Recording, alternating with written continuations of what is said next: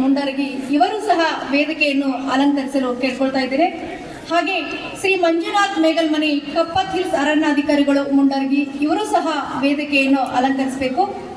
ಹಾಗೆ ನಾಗರಾಜ್ ಹಳ್ಳಿಕೇರಿ ಅಧ್ಯಕ್ಷರು ಸರ್ಕಾರಿ ನೌಕರ ಸಂಘ ಮುಂಡರಗಿ ಇವರು ಸಹ ವೇದಿಕೆಯನ್ನು ಅಲಂಕರಿಸಲು ಕೇಳ್ಕೊಳ್ತಾ ಇದ್ದೇನೆ. ಹಾಗೆ ಶ್ರೀ ಯಶವಂತ್ ಬಿಸ್ರಳ್ಳಿ ಸಿಪಿಐ ಸಾಹೇಬರು ಮುಂಡರಗಿ ಇವರು ಸಹ ವೇದಿಕೆಯನ್ನು ಅಲಂಕರಿಸಲು ಕೇಳ್ಕೊಳ್ತಾ ಇದ್ದೇವೆ. ಈ ಎಲ್ಲ ಗಣ್ಯ ಮಾನ್ಯರು ಸಹ ವೇದಿಕೆಯನ್ನು ಅಲಂಕರಿಸಿ ಸಾಹಿತ್ಯ ಸಮಾವೇಶ ಗೋಷ್ಠಿ ಒಂದನ್ನು ಅದ್ಭುತವಾಗಿ ನೆರವೇರಿಸಿಕೊಳ್ಳಲು ಈ ಕಾರ್ಯಕ್ರಮವನ್ನು ಇನ್ನೊಬ್ಬ ಆಶಯನುಗಳನ್ನು ಆಡಿರುವಂತಹ ಶ್ರೀ ಎಸ್ ವಿ ಪಾಟೀಲ್ ನಿವೃತ್ತ ಕೆಸಿಸಿ ಬ್ಯಾಂಕ್ ಅಧಿಕಾರಿಗಳು ಇವರು ಸಹ ವೇದಿಕೆಯನ್ನು ಅಲಂಕರಿಸಲು ಕೇಳ್ಕೊಳ್ತಾ ಇದ್ದೇವೆ. ಮುಂಡ್ರಿಗಿ ತಾಲೂಕಾ ಸಾಹಿತ್ಯ ಮತ್ತು ಸಂಸ್ಕೃತಿಯನ್ನು ಇವರು ಹೇಳಲಿದ್ದಾರೆ. ಹಾಗೆ ಈ ಕಾರ್ಯಕ್ರಮದಲ್ಲಿರುವಂತಹ ಎಲ್ಲ ಗಣ್ಯಾಭಿಮಾನಿಗಳು ಬಂದು ಗಣ್ಯ ವ್ಯಕ್ತಿಗಳು ವೇದಿಕೆಯನ್ನು ಅಲಂಕರಿಸಲು ತಮ್ಮಲ್ಲಿ ಕೇಳ್ಕೊಳ್ತಾ ಇದ್ದೇವೆ. ದಯವಿಟ್ಟು ವಿದ್ಯಾರ್ಥಿಗಳ ಎಲ್ಲರೂ ಸಹ ತಮ್ಮ ಆಸನದಲ್ಲಿ ಕುಳಿತುಕೊಳ್ಬೇಕು. ಊಟಕ್ಕೆ ಹೋದಂತಹ ವಿದ್ಯಾರ್ಥಿಗಳು ಹಾಗೂ ಸಾಹಿತ್ಯಾಭಿಮಾನಿಗಳು ದಯವಿಟ್ಟು ಎಲ್ಲರೂ ಕರೆದಿಲ್ಲ. ಆಯ್ತು. ಈ ಕಾರ್ಯಕ್ರಮದ ಇನ್ನೊಬ್ಬ ಮುಖ್ಯ ಅತಿಥಿಗಳಾಗಿ ಶ್ರೀ ಈಶ್ವರಪ್ಪ ಹಂಚನಾಳ್ ಪ್ರಗತಿಪರ ರೈತರು ಇವರು ಸಹ ವೇದಿಕೆಯನ್ನು ಅಲಂಕರಿಸಲು ಕೇಳ್ಕೊಳ್ತಾ ಇದ್ದೇವೆ. ಎಲ್ಲ ಆತ್ಮೀಯರೇ, ಮೊದಲ ಗೋಷ್ಠಿಯಲ್ಲಿ 3 ವಿಷಯಗಳನ್ನು ನಾವು ಚರ್ಚೆ ಮಾಡಲಿದ್ದೇವೆ. ಮೊದಲನೇ ವಿಷಯ ಮುಂಡ್ರಿಗಿ ತಾಲೂಕಾ ಕೃಷಿ ದರ್ಶನ. ಸನ್ಮಾನ್ಯ ಶ್ರೀ ಈಶ್ವರಪ್ಪ ಹಂಚನಾಳ್ ಪ್ರಗತಿಪರ ರೈತರು ಈ ವಿಷಯವನ್ನು ಕುರಿತು ಮಾತನಾಡಿದ್ದಾರೆ. ದಯವಿಟ್ಟು ಅವರು ವೇದಿಕೆಗೆ ಬರಬೇಕಂತಂದು ತಮ್ಮಲ್ಲಿ ವಿನಂತಿ ಪೂರ್ವಕವಾಗಿ ಕೇಳ್ಕೊಳ್ತೇವೆ. ಎರಡನೇ ವಿಷಯ ಮುಂಡ್ರಿಗಿ ತಾಲೂಕಾ ಶಾಸನಗಳು. Doctor R.M. ಷಡಕ್ಷರವರು ವಿಶ್ರಾಂತ ಪ್ರಾಧ್ಯಾಪಕರು, ಕರ್ನಾಟಕ ವಿಶ್ವವಿದ್ಯಾಲಯ ಧಾರವಾಡ, ಅವರು ಈಗಾಗಲೇ ವೇದಿಕೆಯಲ್ಲಿದ್ದಾರೆ. ಮೂರನೇ ವಿಷಯ ಮುಂಡ್ರಿಗಿ ತಾಲೂಕಾ ಸಾಹಿತ್ಯ ಮತ್ತು ಸಂಸ್ಕೃತಿ ಕುರಿತು ಶ್ರೀ ಎಸ್ ವಿ ಪಾಟೀಲ್ ನಿವೃತ್ತ ಕೆಸಿಸಿ ಬ್ಯಾಂಕ್ ಅಧಿಕಾರಿಗಳು ದಯವಿಟ್ಟು ವೇದಿಕೆಗೆ ಆಗಮಿಸಬೇಕು. ಮುಂದಿನ ಕಾರ್ಯಕ್ರಮವನ್ನು ಎಲ್ಲ ಸಾಹಿತ್ಯಾಭಿಮಾನಿಗಳು ತಮ್ಮ ಆಸನದಲ್ಲಿ ಕುಳಿತುಕೊಳ್ಳಲು ಸವಿನಯ ಪ್ರಾರ್ಥನೆ. ಹಾಗೆ ಮುದ್ದು ವಿದ್ಯಾರ್ಥಿಗಳು ಭೋಜನವನ್ನು ಸ್ವೀಕರಿಸಿ ಈ ಸೀಟಲ್ಲಿ ಬಂದು ಕೂಡಬೇಕು. ಈಗ ಮುಂದಿನ ಕಾರ್ಯಕ್ರಮವನ್ನು ಸ್ವಾಗತ ಭಾಷಣವನ್ನು ಸಾಹಿತಿ ಶ್ರೀ ಶಂಕರ್ ಕುಕ್ನೂರ್ ಉಪಾಧ್ಯಕ್ಷರು ಕನ್ನಡ ಸಾಹಿತ್ಯ ಪರಿಷತ್ತು ಮುಂಡರಗಿ ಇವರು ನೆರವೇರಿಸಿಕೊಡ್ಬೇಕಂತ ಕೇಳ್ಕೊಳ್ತಾ ಇದ್ದೇವೆ.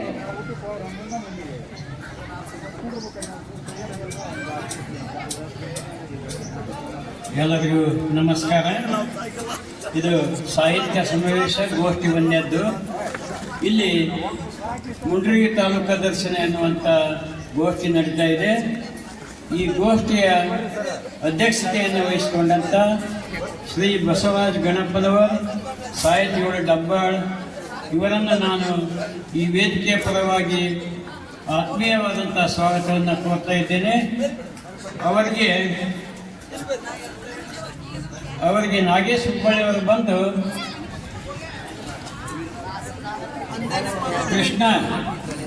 ಕೃಷ್ಣ ಸಾವ್ಕರ್ ಅವರು ಬಂದು ಶಾಲನ್ನು ಹೊರಿಸಬೇಕು, ಪುಷ್ಪಗುಚ್ಛ ನೀಡಬೇಕೆಂದು ವಿನಂತಿಸಿಕೊಳ್ತಾ ಇದ್ದೇನೆ. ಅದೇ ರೀತಿ ಆಶಯ ನುಡಿಯನ್ನು ಆಡಲಿಕ್ಕೆ ಆಗಮಿಸಿದಂಥ ಡಾಕ್ಟರ್ BC ಜವಳಿಯವರು, ಆಡಳಿತಾಧಿಕಾರಿಗಳು, ಜಗದ್ಗುರು ಅನ್ನದಾನ ಸಮಿತಿ, ವಿದ್ಯಾದಾನ ಸಮಿತಿ ಮುಂಡ್ರಿಗಿ ಇವರನ್ನು ಕೂಡ ನಾನು ವೇದಿಕೆ ಪರವಾಗಿ ಆತ್ಮೀಯವಾದಂಥ ಸ್ವಾಗತವನ್ನು ಕೋರ್ತಾ ಇದ್ದೇನೆ. ಇವರಿಗೆ ಸುರೇಶ್ ಬಾವಿಹಳ್ಳಿಯವರು ಬಂದು, ಮಂಜುನಾಥ್ ಮುದಾಳವರು ಬಂದು ಕನ್ನಡದ ಶಾಲನ್ನು ಹೊರಿಸಿ ಪುಷ್ಪ ನೀಡಿ ಗೌರವಿಸಬೇಕಾಗಿ ವಿನಂತಿ. ಹಾಗೆಯೇ ಇಂದಿನ ಗೋಷ್ಠಿಯಲ್ಲಿ R.M. ಷಡಕ್ಷರಯ್ಯ ವಿಶ್ರಾಂತ ಪ್ರಾಧ್ಯಾಪಕರು, ಕವಿ ಧಾರವಾಡ ಇವರು ಆಗಮಿಸಿದ್ದಾರೆ. ಅವರು ಮುಂಡ್ರಿಗಿ ತಾಲೂಕು ಶಾಸನಗಳು ಎಂಬ ವಿಷಯವನ್ನು ಕುರಿತು ಮಾತನಾಡಲಿದ್ದಾರೆ. ಅವರಿಗೆ ಕೂಡ ನಾನು ವೇದಿಕೆ ವತಿಯಿಂದ ಸ್ವಾಗತವನ್ನು ನೀಡ್ತಾ ಇದ್ದೇನೆ. ಅವರಿಗೆ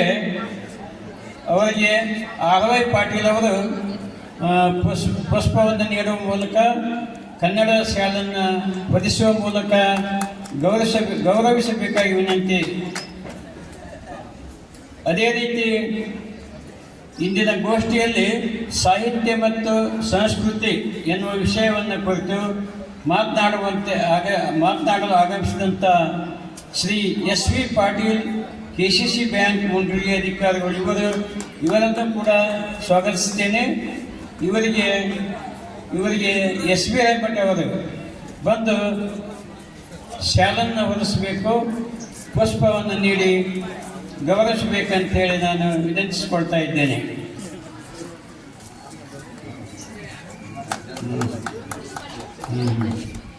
ಅದೇ ರೀತಿ ಇವತ್ತಿನ ಈ ಗೋಷ್ಠಿಗೆ ಆಗಮಿಸಿದಂಥ ರಜನಿಕಾಂತ್ ದೇಸಾಯಿ ಅವರನ್ನು ಕೂಡ ನಾನು ಈ ವೇದಿಕೆ ಪರವಾಗಿ ಆತ್ಮೀಯವಾದಂಥ ಸ್ವಾಗತವನ್ನು ಕೋರ್ತಾ ಇದ್ದೇನೆ. ಅವರಿಗೆ ಅಕ್ಕಮ್ಮ ಕೊಟ್ರಶೆಟ್ಟಿಯವರು ಕನ್ನಡದ ಶಾಲನ್ನು ಹೊರಿಸುವ ಮೂಲಕ ಪುಷ್ಪ ನೀಡುವ ಮೂಲಕ ಗೌರವಿಸಬೇಕಾಗಿ ವಿನಂತಿ. ಹಾಗೆ ಈ ಗೋಷ್ಠಿಗೆ ಇಲ್ಲಿ ಆಸೀನರಾದಂಥ ಎಲ್ಲ ಹಿರಿಯ ಮುಖಂಡರು, ಸಾಹಿತಿಗಳು, ಕನ್ನಡದ ಮನಸ್ಸುಗಳು, ಎಸ್ ಪಾಟೀಲ್ ಅವರಿಗೆ, ನಮ್ಮ ಕನ್ನಡ ಸಾಹಿತ್ಯ ಪರಿಷತ್ತಿನ ಎಲ್ಲ ಪದಾಧಿಕಾರಿಗಳು ಮತ್ತು ಆಶೀವ ಸದಸ್ಯರುಗಳಿಗೆ ಸ್ವಾಗತವನ್ನು ಕೋರ್ತಾ ಇದ್ದೇನೆ. ಹಾಗೂ ಈ ಕಾರ್ಯಕ್ರಮದಲ್ಲಿ ಭಾಗವಹಿಸಿದಂಥ ಶಾಲಾ ಮುದ್ದು ಮಕ್ಕಳು, ಕಾಲೇಜಿನ ವಿದ್ಯಾರ್ಥಿಗಳನ್ನು ಮತ್ತು ಮಾಧ್ಯಮದ ಮಿತ್ರರನ್ನು ಕೂಡ ನಾನು ಸ್ವಾಗತಿಸುವ ಮೂಲಕ ಇಲ್ಲಿ ನನ್ನ 2 ಮಾತುಗಳಿಗೆ ಪೂರ್ಣ ವಿರಾಮ ನೀಡ್ತಾ ಇದ್ದೇನೆ. ಕೊಟ್ಟಂತಹ ಶಂಕರ್ ಕುಕ್ನೂರ್ ಅವರಿಗೆ ಕಾರ್ಯಕ್ರಮದ ಪರವಾಗಿ ತುಂಬ ಹೃದಯದ ಧನ್ಯವಾದಗಳು. ಹಾಗೆ ಈ ಕಾರ್ಯಕ್ರಮವನ್ನು ಉದ್ದೇಶಿಸಿ ಆಶಯ ನುಡಿಗಳನ್ನು ನುಡಿಲಿರುವಂತಹ ಶ್ರೀ ಡಾಕ್ಟರ್ BG ಜವಳಿ ಆಡಳಿತಾಧಿಕಾರಿಗಳು, ಜಗದ್ಗುರು ಅನ್ನದಾನೇಶ್ವರ ವಿದ್ಯಾಸಮಿತಿ ಮುಂಡರಗಿ ಇವರು ಈ ಕಾರ್ಯಕ್ರಮದ ಆಶಯ ನುಡಿಗಳನ್ನು ನುಡಿಯಲಿದ್ದಾರೆ. ಎಲ್ಲರೂ ಶಾಂತವಾಗಿ ಕುಳಿತುಕೊಂಡು ಕೇಳೋಣ.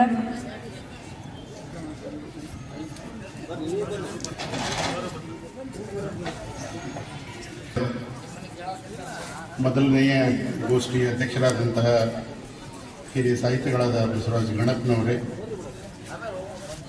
ಮುಂಡರಗಿ ತಾಲೂಕು ಶಾಸನಗಳ ಬಗ್ಗೆ ಮಾತನಾಡಿರುವಂತಹ ನಿವೃತ್ತ KCC ಬ್ಯಾಂಕ್ ಅಧಿಕಾರಿಗಳಾದ ಎಸ್ ವಿ ಪಾಟೀಲ್ ರೇ,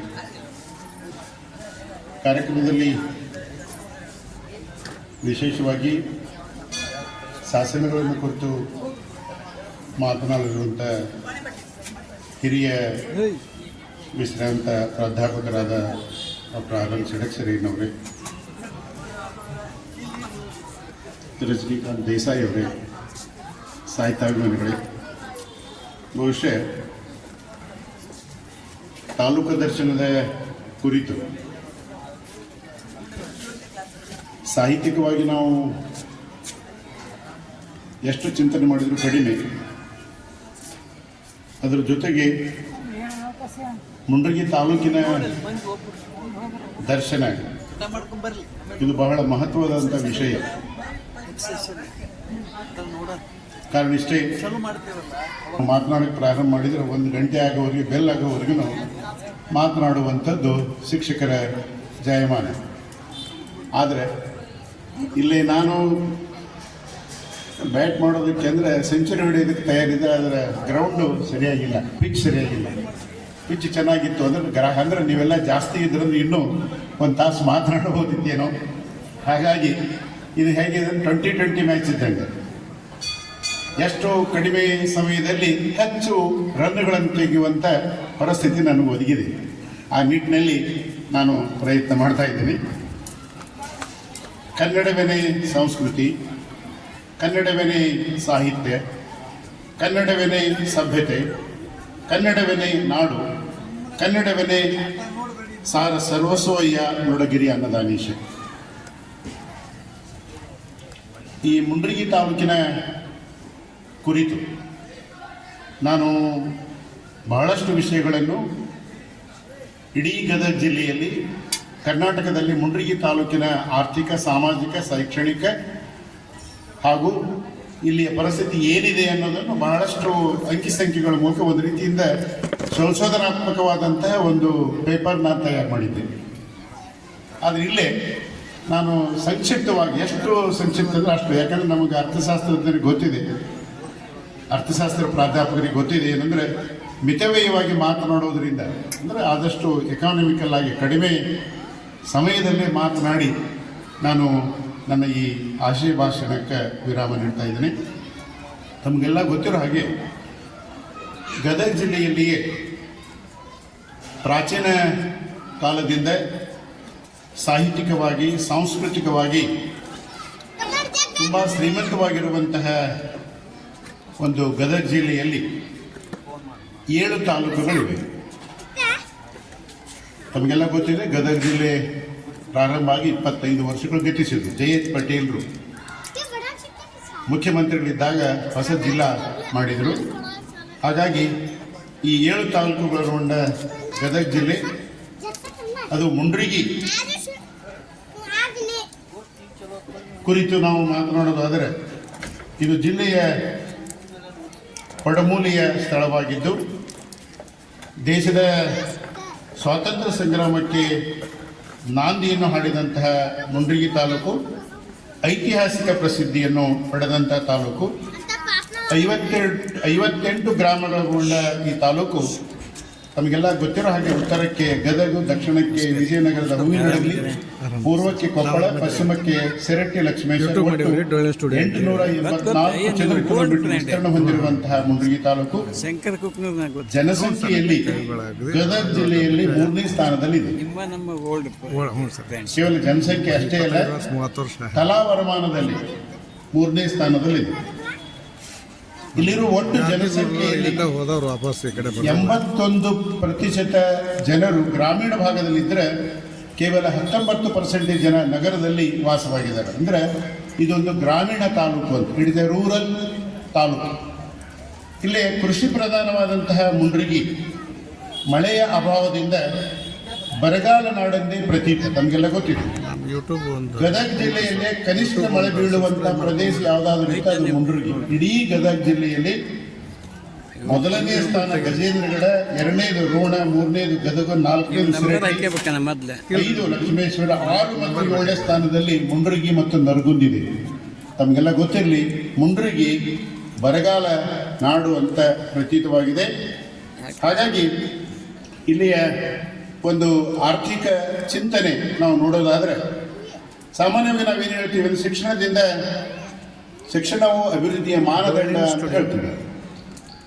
education is yardstick of development indicator ಅಂತ ಹೇಳ್ತೀವಿ. ನಮ್ಮ ಮಾನವ ಸಂಪನ್ಮೂಲ ನಾವು ಸದುಪಯೋಗ ಮಾಡಬೇಕಾದ್ರೆ ನಾವು ಸಾಕ್ಷರತೆ ಶಿಕ್ಷಣಕ್ಕೆ ಬಹಳ ಮಹತ್ವ ಕೊಡಬೇಕಾಗತ್ತೆ. ನಾವು ಸಾಮಾನ್ಯವಾಗಿ ದೇಶ ರಕ್ಷಣಾ ಇಲಾಖೆಗೆ ಕೊಡುವ ಮಹತ್ವನ ಶಿಕ್ಷಣ ಇಲಾಖೆಗೆ ನೀಡೋದ್ರಿಂದ, ರಕ್ಷಣಾ ಇಲಾಖೆ ದೇಶವನ್ನು ಬಾಹ್ಯವಾಗಿ ರಕ್ಷಣೆ ಮಾಡಿದರೆ ಶಿಕ್ಷಣ ಇಲಾಖೆ ದೇಶವನ್ನು ಆಂತರಿಕವಾಗಿ ಸುಭದ್ರಗೊಳಿಸುವಂತೆ ಕೆಲಸ ಮಾಡುತ್ತೆ. ನಾವು ಶಿಕ್ಷಣಕ್ಕೆ ಬಹಳ ಮಹತ್ವ ಕೊಡುವಂಥ ಕಾಲ ಇದಾಗಿದೆ. ಆದರೆ ದುರ್ದೈವ ಏನು ಅಂತಂದರೆ, ಈ ಶಿಕ್ಷಣ ಕೇಂದ್ರ ಮತ್ತು ರಾಜ್ಯ ಸರ್ಕಾರ ನಡುವೆ ಇದು ಕಂಕರೆಂಟ್ ಲಿಸ್ಟ್ನಲ್ಲೇ ಬರುತ್ತೆ. Central list, state list, concurrent list ಅಂತಿದೆಯಲ್ಲ, ಆ ಸಂವಿಧಾನದ ಪ್ರಕಾರ ರಾಜ್ಯ ಸರ್ಕಾರ ಮತ್ತು ಕೇಂದ್ರ ಸರ್ಕಾರ ಎರಡೂ ಶಿಕ್ಷಣಕ್ಕೆ ಹೆಚ್ಚು ಮಹತ್ವ ಕೊಡಬೇಕಾಗಿದೆ. ಅದರ ದುರ್ದೈವ ಏನು ಅಂತಂದ್ರೆ, ಕೇಂದ್ರ ಸರ್ಕಾರ ಮಾಡಿದ ಶಿಕ್ಷಣ ನೀತಿಯನ್ನು ರಾಜ್ಯ ಸರ್ಕಾರ ತಿರಸ್ಕಾರ ಮಾಡುವಂತಹ ಪರಿಸ್ಥಿತಿ ಇದು ತುಂಬಾ ಅತ್ಯಂತ ಶೋಚನೀಯ. ಯಾಕಂದ್ರೆ ಒಂದು ಅತ್ಯುತ್ತಮವಾದಂತಹ ಮಾದರಿ ಒಂದು ಶಿಕ್ಷಣ ನೀತಿಯನ್ನು ಅಮೂಲಾಗ್ರವಾಗಿ ಜಾರಿ ತರುವಂತ ಕೇಂದ್ರ ಸರ್ಕಾರದ ಆ ಶಿಕ್ಷಣ ನೀತಿಯನ್ನೇ ಕಡೆಗಣಿಸುವಂತ ರಾಜ್ಯ ಸರ್ಕಾರಗಳಿರೋದ್ರಿಂದ ಶಿಕ್ಷಣ ನಮ್ಮ ದಿಕ್ಕು ತೋಚದಂತಾಗಿದೆ ಅನ್ನುವಂಥ ಮಾತನ್ನು ಹೇಳ್ತಾ, ನಮಗೆ ಗೊತ್ತಿರಲಿ ಮುಂಡ್ರಿಗಿಯ ಒಂದು ಸಾಕ್ಷರತೆ ತಮಗೆಲ್ಲ 2011ರ ಜನಗಣತಿ, ನಮಗೆಲ್ಲಿ ಜನಗಣತಿ ಆಗಿದ್ದೆ 2011 ನಂತರ ಈಗ ಜನಗಣತಿ ಆಗಿಲ್ಲ. ಹೀಗಾಗಿ 2021ರಲ್ಲಿ ಜನಗಣತಿ ಆಗಬೇಕಾಗಿತ್ತು. ಕರೋನಾದಿಂದ ಆ ಜನಗಣತಿ ಇನ್ನೂ ಹಾಗೆ ಮುಂದುವರಿತಾ ಇದೆ. ಈಗ ನಾವೀಗ 2027ಕ್ಕೆ ಆ ಜನಗಣತಿಗೆ ತಯಾರಾಗಿದ್ದೀವಿ. ಆ 2011ರ ಜನಗಣತಿಯ ಪ್ರಕಾರ ನಮ್ಮ ಈ ಮುಂಡ್ರಿಗಿ ತಾಲೂಕಿನ ಸಾಕ್ಷರತೆ ಪ್ರಮಾಣ 79.15ರಷ್ಟಿದೆ, 79.15. ಇದು ಒಂದು ಸಂತೋಷದ ವಿಷಯ ಏನಂದ್ರೆ, ಇದು ಕರ್ನಾಟಕ ರಾಜ್ಯದ ಸರಾಸರಿಗಿಂತ ಹೆಚ್ಚಿರೋದೇ ಒಂದು ಸಂತೋಷದ ವಿಷಯ. ಆ ದೃಷ್ಟಿಯಿಂದ ಇಲ್ಲಿ ಸಾಕ್ಷರತೆ ಕರ್ನಾಟಕ ರಾಜ್ಯದ ಸರಾಸರಿಗಿಂತ ಹೆಚ್ಚಿದೆ.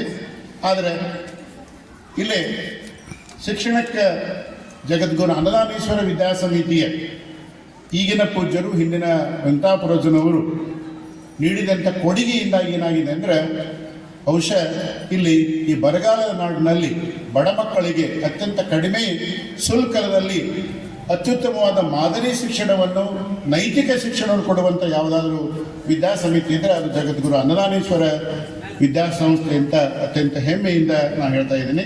ಇದ್ರ ಜೊತೆಗೆ ಇಲ್ಲಿ ಏನು ಕೊರತೆ ಇದೆ ಅನ್ನೋದು ಮಾತ್ರ ನಾನು ಹೇಳ್ಬಿಡ್ತೀನಿ. ಶಿಕ್ಷಣದಲ್ಲಿ ಯಾವ ಕೊರತೆ ಇದೆ ಅನ್ನೋದನ್ನು ಮಾತ್ರ ನಾನು ಹೈಲೈಟ್ ಮಾಡೋದಕ್ಕೆ ಪ್ರಯತ್ನ ಮಾಡ್ತೀನಿ. ಇಲ್ಲೇ ನಮಗೇನಾಗಿದೆ ಅಂದರೆ ಸಾಂಪ್ರದಾಯಿಕವಾದ ಶಿಕ್ಷಣ ಪದ್ಧತಿ ನಮಗಿದೆ. ಪ್ರೈಮರಿ ಸ್ಕೂಲ್ ಇವೆ, ಹೈಸ್ಕೂಲ್ಗಳಿವೆ, ಕಾಲೇಜುಗಳಿವೆ, ಹೋಯ್ತು. ಆದರೆ ಮುಂಡ್ರಿಗೆಯಲ್ಲಿ ಏನು ಕೊರತೆ ಇದೆ ಅಂದರೆ ತಾಂತ್ರಿಕ ಶಿಕ್ಷಣದ ಕೊರತೆ ಇದೆ. ಟೆಕ್ನಾಲಜಿಕಲ್ ಸ್ಕೂಲ್ಸ್ ಆ್ಯಂಡ್ ಕಾಲೇಜಸ್ ಇಲ್ಲ. ಇಲ್ಲಿ ಏನಾಗಬೇಕಾಗಿದೆ ಅಂದರೆ ಪಾಲಿಟೆಕ್ನಿಕ್ ಕಾಲೇಜುಗಳಾಗಲಿ, ಕೇವಲ ಒಂದೆರಡು ITI ಕಾಲೇಜುಗಳನ್ನು ಬಿಟ್ಟರೆ ಬಹುಶಃ ತಾಂತ್ರಿಕ ಶಿಕ್ಷಣದ ಕೊರತೆ ಇದೆ. ನಮಗೆಲ್ಲ ಗೊತ್ತಿರೋ ಹಾಗೆ ಇಂದು ಹೆಚ್ಚು ಉದ್ಯೋಗ ಸೃಷ್ಟಿ ಮಾಡುವಂಥ ಯಾವುದಾದ್ರು ಶಿಕ್ಷಣ ಇದ್ದರೆ ಅದು ತಾಂತ್ರಿಕ ಶಿಕ್ಷಣ ಅಂತ ನಮಗೆಲ್ಲ ಗೊತ್ತಿದೆ. ನಾವು ಹೆಚ್ಚು ಸಾಫ್ಟ್ವೇರ್ ಇಂಜಿನಿಯರ್ನ ತಯಾರು ಮಾಡ್ತೀವಿ. ಬಹುಶಃ ಅವರಿಗೆ ಸಾಕಷ್ಟು ಉದ್ಯೋಗ ಅವಕಾಶಗಳು ಇರ್ತವೆ. ಆ ದೃಷ್ಟಿಯಿಂದ ಉದ್ಯೋಗ ಅವಕಾಶದ ದೃಷ್ಟಿಯಿಂದ ತಾಂತ್ರಿಕ ಶಿಕ್ಷಣ ಇಲ್ಲಿ ಒಂದು ಅವಶ್ಯಕತೆ ಇದೆ. ವೈದ್ಯಕ ಶಿಕ್ಷಣದ ಕೊರತೆ ಇದೆ. ತಮಗೆಲ್ಲ ಗೊತ್ತಿದೆ, ಇಲ್ಲಿ ಯಾವುದೇ ರೀತಿಯಾದಂತಹ ಕೇವಲ ಒಂದು ಆಯುರ್ವೇದಿಕ್ ಕಾಲೇಜನ್ನು ಬಿಟ್ಟರೆ ಉಳಿದ ಯಾವುದೇ ವೈದ್ಯಕೀಯ ಶಿಕ್ಷಣ ಇಲ್ಲಿ ಇಲ್ಲ. ಸ್ಕಿಲ್ ಡೆವಲಪ್ಮೆಂಟ್, ಕೌಶಲ್ಯ ವೃದ್ಧಿಯ ಕೊರತೆ ಇದೆ. ಇಲ್ಲಿ ಏನಾಗಬೇಕಾಗಿದೆ ಅಂದರೆ ಕೇಂದ್ರ ಸರ್ಕಾರ, ರಾಜ್ಯ ಸರ್ಕಾರಗಳು ಕೌಶಲ್ಯಾಭಿವೃದ್ಧಿಯಂತಹ ಕೆಲವೊಂದು ಏನು ಕೋರ್ಸ್ಗಳನ್ನು ಮಾಡಿ ಇಲ್ಲಿ ಜಾರಿಗೆ ತಂದರೆ ಚೆನ್ನಾಗಿರುತ್ತೆ. ಅದರ ಜೊತೆಗೆ ನಮ್ಮ ವಿದ್ಯಾರ್ಥಿಗಳಿಗೆ, ವಿಶೇಷವಾಗಿ ಗ್ರಾಮೀಣ ಭಾಗದ ವಿದ್ಯಾರ್ಥಿಗಳಿಗೆ ನೀಟು CET ಕೋಚಿಂಗ್ ಸೆಂಟರ್ಗಳಾಗಬೇಕು. ಅದರ ಜೊತೆಗೆ ಕಾಂಪಿಟೇಟಿವ್ ಎಕ್ಸಾಮ್, ಸ್ಪರ್ಧಾತ್ಮಕ ಪರೀಕ್ಷೆಗೆ ಹೆಚ್ಚು ಅನುಕೂಲವಾಗುವಂಥ ವಾತಾವರಣ ನಾವು ನಿರ್ಮಾಣ ಮಾಡಬೇಕಾಗಿದೆ. ವಿಶೇಷವಾಗಿ ನಮ್ಮ ಮಹಾವಿದ್ಯಾಲಯಗಳು, ಅದು ಡಿಗ್ರಿ ಕಾಲೇಜುಗಳು ಹೆಚ್ಚು ಇದಕ್ಕೆ ಒತ್ತು ಕೊಡಬೇಕು. ಇಲ್ಲಿ ಕಾಂಪಿಟೇಟಿವ್ ಎಕ್ಸಾಮ್ ಸೆಂಟರ್ಗಳಾಗಬೇಕು. ಅಂದಾಗ ಮಾತ್ರ ಆ ಶಿಕ್ಷಣದಿಂದ ನಾವು ಇನ್ನೂ ಚೆನ್ನಾಗಿ ಬೆಳೆಯೋದಕ್ಕೆ ಸಾಧ್ಯವಿದೆ ಅಂತ ಹೇಳ್ತಾ, ನಮ್ಗೆ ಗೊತ್ತಿರೋ ಹಾಗೆ ನಂಜುಂಡಪ್ಪನವರ ಪ್ರಾದೇಶಿಕ ಅಸಮಾನತೆ ಸಮಿತಿ 2002ರಲ್ಲಿ ರಾಜ್ಯದ 175 ತಾಲೂಕುಗಳನ್ನು ಅವರು ಸಮಗ್ರ ಸಂಯೋಜಿತ ಅಭಿವೃದ್ಧಿ ಸೂಚ್ಯಂಕದ ಆಧಾರದ ಮೇಲೆ 4 ರೀತಿಯಿಂದ ವರ್ಗೀಕರಣ ಮಾಡ್ತಾರೆ. ಒಂದು ಅಭಿವೃದ್ಧಿ ಹೊಂದಿದ ತಾಲೂಕುಗಳು, ಹಿಂದುಳಿದ ತಾಲೂಕುಗಳು, ಹೆಚ್ಚು ಹಿಂದುಳಿದ ತಾಲೂಕುಗಳು, ಅತ್ಯಂತ ಹಿಂದುಳಿದ ತಾಲೂಕುಗಳು ಅಂತೇಳಿ. ಮೋಸ್ಟ್ ಬ್ಯಾಕ್ವರ್ಡ್ ತಾಲೂಕಾಸ್, ಇಲ್ಲಿ 4 ವರ್ಗೀಕರಣ ಇದೆ. ನಮ್ಮ ಮುಂಡ್ರಿಗಿ ತಾಲೂಕು ಅತ್ಯಂತ ಹಿಂದುಳಿದ ತಾಲೂಕಿನ ಲಿಸ್ಟ್ನಲ್ಲಿರೋದು ಅತ್ಯಂತ ಶೋಚನೀಯವಾದಂಥ ವಿಷಯ. ಅದರ ಜೊತೆಗೆ ಇಲ್ಲಿ ನಮ್ಮ ಮುಂಡ್ರಿಗೆ ಭೌಗೋಳಿಕ ವಿಸ್ತರಣೆ ನಾವು ನೋಡೋದಾದ್ರೆ ಸುಮಾರು 1,06,044 ಹೆಕ್ಟೇರ್ ಭೂಮಿ. ಇದರಲ್ಲಿ ನಿವ್ವಳ ಬಿತ್ತನೆಯ ಪ್ರಮಾಣ 61,674 ಹೆಕ್ಟೇರ್. ಒಂದಕ್ಕಿಂತ ಹೆಚ್ಚು ಬೆಳೆ ಬೆಳೆಯುವಂಥ ಭೂಪ್ರದೇಶ 36,009 ಹೆಕ್ಟೇರ್. ಒಟ್ಟು 97,683 ಹೆಕ್ಟೇರ್ ಭೂಮಿ ಇಲ್ಲಿ ನಾವು ಸಾಗುವಳಿಗೆ ಒಳಗಾಗಿದೆ. ಆದರೆ ಒಂದು ದುರ್ದೈವ ಏನು ಅಂತಂದರೆ ತುಂಗಭದ್ರಾ ನದಿ ಮುಂಡ್ರಿಗಿಗೆ ಸಮೀಪದಲ್ಲಿದೆ. ತುಂಗಭದ್ರಾ ನದಿ ಮುಂಡ್ರಿಗಿಗೆ ಬಹಳ ಸಮೀಪದಲ್ಲಿದೆ. ಗಂಗಾ ಸ್ನಾನಂ ತುಂಗಾಪಾನಂ ಅಂತ ಬಹಳಷ್ಟು ಫೇಮಸ್, ನಿಮಗೆಲ್ಲ ಗೊತ್ತಿದೆ. ಆ ತುಂಗಭದ್ರಾ ನದಿಯ ನೀರನ್ನು ಕುಡಿಯೋದು ಎಷ್ಟೋ ರೋಗಗಳು ಹೋಗ್ತವೆ ಅನ್ನುವಂಥ ಪ್ರತೀತಿ ಇದೆ. ಆ ತುಂಗಭದ್ರಾ ನದಿ ಸಮೀಪದಲ್ಲಿದ್ದರೂ ನಮಗೆ ನೀರಾವರಿ ಮಾತ್ರ ಸಮೀಪದಲ್ಲಿಲ್ಲ. ನಮಗೆಲ್ಲ ಗಮನ ಹರಿಸಬೇಕು. ಇಲ್ಲಿ ಮಳೆ ಆಧಾರಿತ ಕೃಷಿಯೇ ಜಾಸ್ತಿ. 80% ಕೃಷಿ ಅದು ಒಣ ಬೇಸಾಯ ಇದ್ದರೆ ಕೇವಲ 20% ಮಾತ್ರ ನೀರಾವರಿಗೆ ಒಳಪಟ್ಟಿದೆ. ಹಾಗಾಗಿ ಇಲ್ಲಿ ನೀರಾವರಿಯಿಂದ ವಂಚಿತವಾದಂಥ ತಾಲೂಕಿನಲ್ಲಿ ಅದು ಮುಂಡ್ರಿಗಿ ಅಂತ ಭಾಳ ಅತ್ಯಂತ ಶೋಚನೀಯವಾದ ಮಾತನ್ನು ಈಗ ಹೇಳಬೇಕಾಗಿದೆ. ಅದರ ಜೊತೆಗೆ ತಮಗೆ ಗೊತ್ತಿರಲಿ, ಇಲ್ಲಿ ಹೆಚ್ಚು ನೀರಾವರಿ ಅದು ಬೋರ್ವೆಲ್ ಮೇಲೆಗಳಿದೆ. ಆ ಬೋರ್ವೆಲ್ ನೀರು ಹೇಗಿದೆ ಅಂದರೆ ಕುಲುಷಿತ ಫ್ಲೋರೆಸಿಸ್ನಿಂದ ಕೂಡಿರೋದ್ರಿಂದ ಅದೂ ಸಹ ಆರೋಗ್ಯ ಸಮಸ್ಯೆಗಳಿಗೆ ಕಾರಣವಾಗುತ್ತೆ. ಆ ದೃಷ್ಟಿಯಿಂದ ಈ ಒಂದು ಮುಂಡ್ರಿಗಿ ನೀರಾವರಿಯಿಂದ ವಂಚಿತವಾದಂತಹ ತಾಲೂಕು ಅಂತ ಹೇಳ್ಬೋದು. ಇನ್ನು ಮಾನವ ಅಭಿವೃದ್ಧಿ ಸೂಚ್ಯಾಂಕ, ಫುಡ್ ಆ್ಯಂಡ್ ಡೆವಲಪ್ಮೆಂಟ್ ಇಂಡೆಕ್ಸ್ ಅಂತ ನಾವು ಕರಿತೀವಿ. ಆ ಮಾನವ ಅಭಿವೃದ್ಧಿ ಸೂಚ್ಯಾಂಕದಲ್ಲಿ ಮುಂಡ್ರಿಗಿ ಇಡೀ ಗದಗ ಜಿಲ್ಲೆಯಲ್ಲಿ ಕೊನೆಯ ಸ್ಥಾನದಲ್ಲಿದೆ. ಇದು ಕೊನೆಯ ಸ್ಥಾನದಲ್ಲಿದೆ, 7ನೇ ಸ್ಥಾನದಲ್ಲಿದೆ ಇಲ್ಲೇ. ಹಾಗಾಗಿ Mundargi it is one of the backward taluka in Karnataka. ಇದು ಅತ್ಯಂತ ಹಿಂದುಳಿದ ತಾಲೂಕು. ನಾವು ಹೇಗೆ ಈಗ ಕಲ್ಯಾಣ ಕರ್ನಾಟಕಕ್ಕೆ ಯಾವ ರೀತಿ ಹಿಂದುಳಿದ ತಾಲೂಕು ಅಂತ ಹೇಳ್ತೀವಲ್ಲ, ಅದೇ ಕಲ್ಯಾಣ ಕರ್ನಾಟಕದ ತಾಲೂಕಿಗೆ ಸಮೀಪವಾಗಿರುವಂಥ ಮುಂಡ್ರಿಗಿ ಅತ್ಯಂತ ಹಿಂದುಳಿದ ತಾಲೂಕಾಗಿರೋದ್ರಿಂದ ಇನ್ನು 2012ರಲ್ಲಿ ಇಲ್ಲೇ ಸಿಂಟಾಲೂರು ಏತ ನೀರಾವರಿಗೆ ಸರ್ಕಾರ ಏನು ಅದಕ್ಕೆ ಅಡಿಗಲ್ಲು ಹಾಕಿತು, ಪ್ರಾರಂಭ ಆಯಿತು. ಆದರೆ ಅದು ಕೇವಲ ಹಡಗಲಿಗೆ ಭಾಗಕ್ಕೆ ಮಾತ್ರ ನೀರಾವರಿ ಇದೆ ಹೊರತು ಮುಂಡ್ರಿಗಿ ಮತ್ತು ಗದಗ ಅಥವಾ ಕೊಪ್ಪಳ ಜಿಲ್ಲೆಗೆ ಅದು ಯಾವುದೇ ನೀರಾವರಿ ಇಲ್ಲದೇ ಇರೋದು ಅತ್ಯಂತ ಶೋಚನೀಯವಾದಂಥದ್ದು. ಹೀಗಾಗಿ ಅತ್ಯಂತ ಮಳೆ ಕಡಿಮೆ ಇರುವಂತಹ ಈ ಪ್ರದೇಶ ಇಲ್ಲಿ ನಾವು ಏನು ಮಾಡಬೇಕಾಗಿದೆ ಅಂದರೆ ಒಣ ಬೇಸಾಯಕ್ಕೆ ಅಥವಾ ನೀರಾವರಿ ಮಾಡೋದಕ್ಕೆ ಸರ್ಕಾರಗಳು ಪ್ರಯತ್ನ ಮಾಡಬೇಕು. ವಿಶೇಷವಾಗಿ ಜನಪ್ರತಿನಿಧಿಗಳು ಪ್ರಯತ್ನ ಮಾಡಿದ್ರೆ ಆಗುತ್ತೆ. ಆದರೆ ಆ ಜನಪ್ರತಿನಿಧಿಗಳಲ್ಲಿ ಏನಿದೆ ಅಂದರೆ ಮುಂದಾಲೋಚನೆ ಕೊರತೆ ಇದೆ. ಅದು ಎಸ್ಪೆಷಲಿ ಮುಂಡ್ರಿಗಿ ಜನರಲ್ಲಿ ಪೊಲಿಟಿಕಲ್ ವಿಲ್ ಅನ್ನೋದೇ ಇಲ್ಲ ಅಂತ ನನ್ನ ಅಭಿಪ್ರಾಯ. ಅವರಲ್ಲಿ ರಾಜಕೀಯ ಇಚ್ಛಾಸಕ್ತಿ ಅನ್ನೋದೇ ಇಲ್ಲ ಅಂತ ಅತ್ಯಂತ ನಮ್ಮ ಬೇಸರ ಮಾತನ್ನು ಇಲ್ಲಿ ಆಡಬೇಕಾಗುತ್ತೆ. ಅದ್ರ ಜೊತೆಗೆ ಇಲ್ಲೇ ನಾನು ಈಗಾಗಲೇ ಹೇಳಿದ ಹಾಗೆ ಇನ್ನು ನಾವು ಕೈಗಾರಿಕೆಗೆ ಬರೋದಾದರೆ ಹೆಚ್ಚು ಅಂಕಿಗೆ ಸಂಖ್ಯೆಯನ್ನು ತೆಗೆದುಕೊಳ್ಳೋಕೆ ಹೋಗೋದಿಲ್ಲ. ಕೈಗಾರಿಕಾ ದೃಷ್ಟಿಯಿಂದ ಮುಂಡ್ರಿಗಿ ಸಹ ಸಾಮಾನ್ಯವಾಗಿ ನಾವೇನು ಹೇಳಿದ್ವಿ ಅಂದರೆ ನೆಹರು ಅವರು ಒಂದು ಮಾತು ಹೇಳಿದ್ರು, modern industries R the modern temples ಅಂತ ಹೇಳಿದರು. ಜವಾಹರ್ಲಾಲ್ ನೆಹರೂರವರು ಆಧುನಿಕ ಕೈಗಾರಿಕೆಗಳು ಆಧುನಿಕ ದೇವಾಲಯಗಳು ಅಂತ ಹೇಳಿದರು. ಆದರೆ ಮುಂಡ್ರಿಗಿಯಲ್ಲಿ ಏನಾಗಿದೆ ಅಂದರೆ ಹೇಳಿಕೊಳ್ಳುವಂಥ ಯಾವುದೇ ಉದ್ದಿಮೆಗಳಿಲ್ಲ. ಉದ್ದಿಮೆಗಳ ಬೆಳವಣಿಗೆ ಬಹಳಷ್ಟು ಅತ್ಯಂತ ಶೋಚನೀಯ ಪರಿಸ್ಥಿತಿಯಿದೆ. ಅದು ಮುಂಡ್ರಿಗಿ ಗದಗ ಜಿಲ್ಲೆಯಲ್ಲೇ ಕೈಗಾರಿಕಾ ದೃಷ್ಟಿಯ 4ನೇ ಸ್ಥಾನದಲ್ಲಿದೆ. We are in the 4th in the district. ಹಾಗಾದರೆ ನಾವು ಇಲ್ಲಿ ಏನು ಎಂಥ ಉದ್ದಿಮೆಗಳನ್ನು ಅಭಿವೃದ್ಧಿ ಮಾಡಬಹುದು ಅನ್ನೋದಕ್ಕೆ ಒಂದು ಮಾತನ್ನು ಹೇಳೋದಾದರೆ ಕೃಷಿ ಅವಲಂಬಿತ ಕೈಗಾರಿಕೆಗಳು, ವಿಶೇಷವಾಗಿ ಕೃಷಿ ಸಂಸ್ಕರಣಾ ಘಟಕಗಳಿಗೆ ನಾವು ಹೆಚ್ಚು ಒತ್ತು ಕೊಡಬೇಕಾಗಿದೆ. ಇಲ್ಲೇ ನಮ್ಮ ಈಶ್ವರಪ್ಪನವರದ ಒಬ್ಬ ರೈತರಾಗಿ ಬಹಳಷ್ಟು ಅವರು ಸಾಕಷ್ಟು ಸಾಧನೆ ಮಾಡಿದರು. ಮುಂಡ್ರಿಗಿಂತ ಬರಗಾಲದ ನಾಡಿನಲ್ಲಿ ಗೋಡಂಬಿ ಬೆಳೆಯೋದ್ರ ಮೂಲಕ ಇಡೀ ರಾಜ್ಯಕ್ಕೆಲ್ಲ ರಾಷ್ಟ್ರಮಟ್ಟಕ್ಕೆ ಕೀರ್ತಿಯನ್ನು ತಂದಂತಹ ನಮ್ಮ ಈಶ್ವರಪ್ಪನವರು ಇಲ್ಲೇ ಕೃಷಿಯ ಸಂಸ್ಕರಣಾ ಘಟಕಗಳ ಪ್ರೊಸೆಸಿಂಗ್ ಯೂನಿಟ್ಸ್ ಆಗಬೇಕು. ಆ ಕೃಷಿಯ ಸಂಸ್ಕರಣಾ ಘಟಕಗಳಾದ್ರೆ ಏನಾಗುತ್ತೆ ಅಂದರೆ ಒಂದು ಕಡಿಮೆ ಬಂಡವಾಳ, ಹೆಚ್ಚು ಉದ್ಯೋಗ, ಪರಿಸರಕ್ಕೆ ತೊಂದರೆಯಾಗದಂಥ ಉದ್ದಿಮೆಗಳನ್ನು ನಾವು ಇಲ್ಲಿ ಪ್ರಾರಂಭ ಮಾಡಬೇಕಾಗುತ್ತೆ. ಆ ನಿಟ್ಟಿನಲ್ಲಿ ಇಲ್ಲಿ ಸಾಹಸಿ ಉದ್ದಿಮೆದಾರರ ಕೊರತೆ ಬಹಳ ಇದೆ.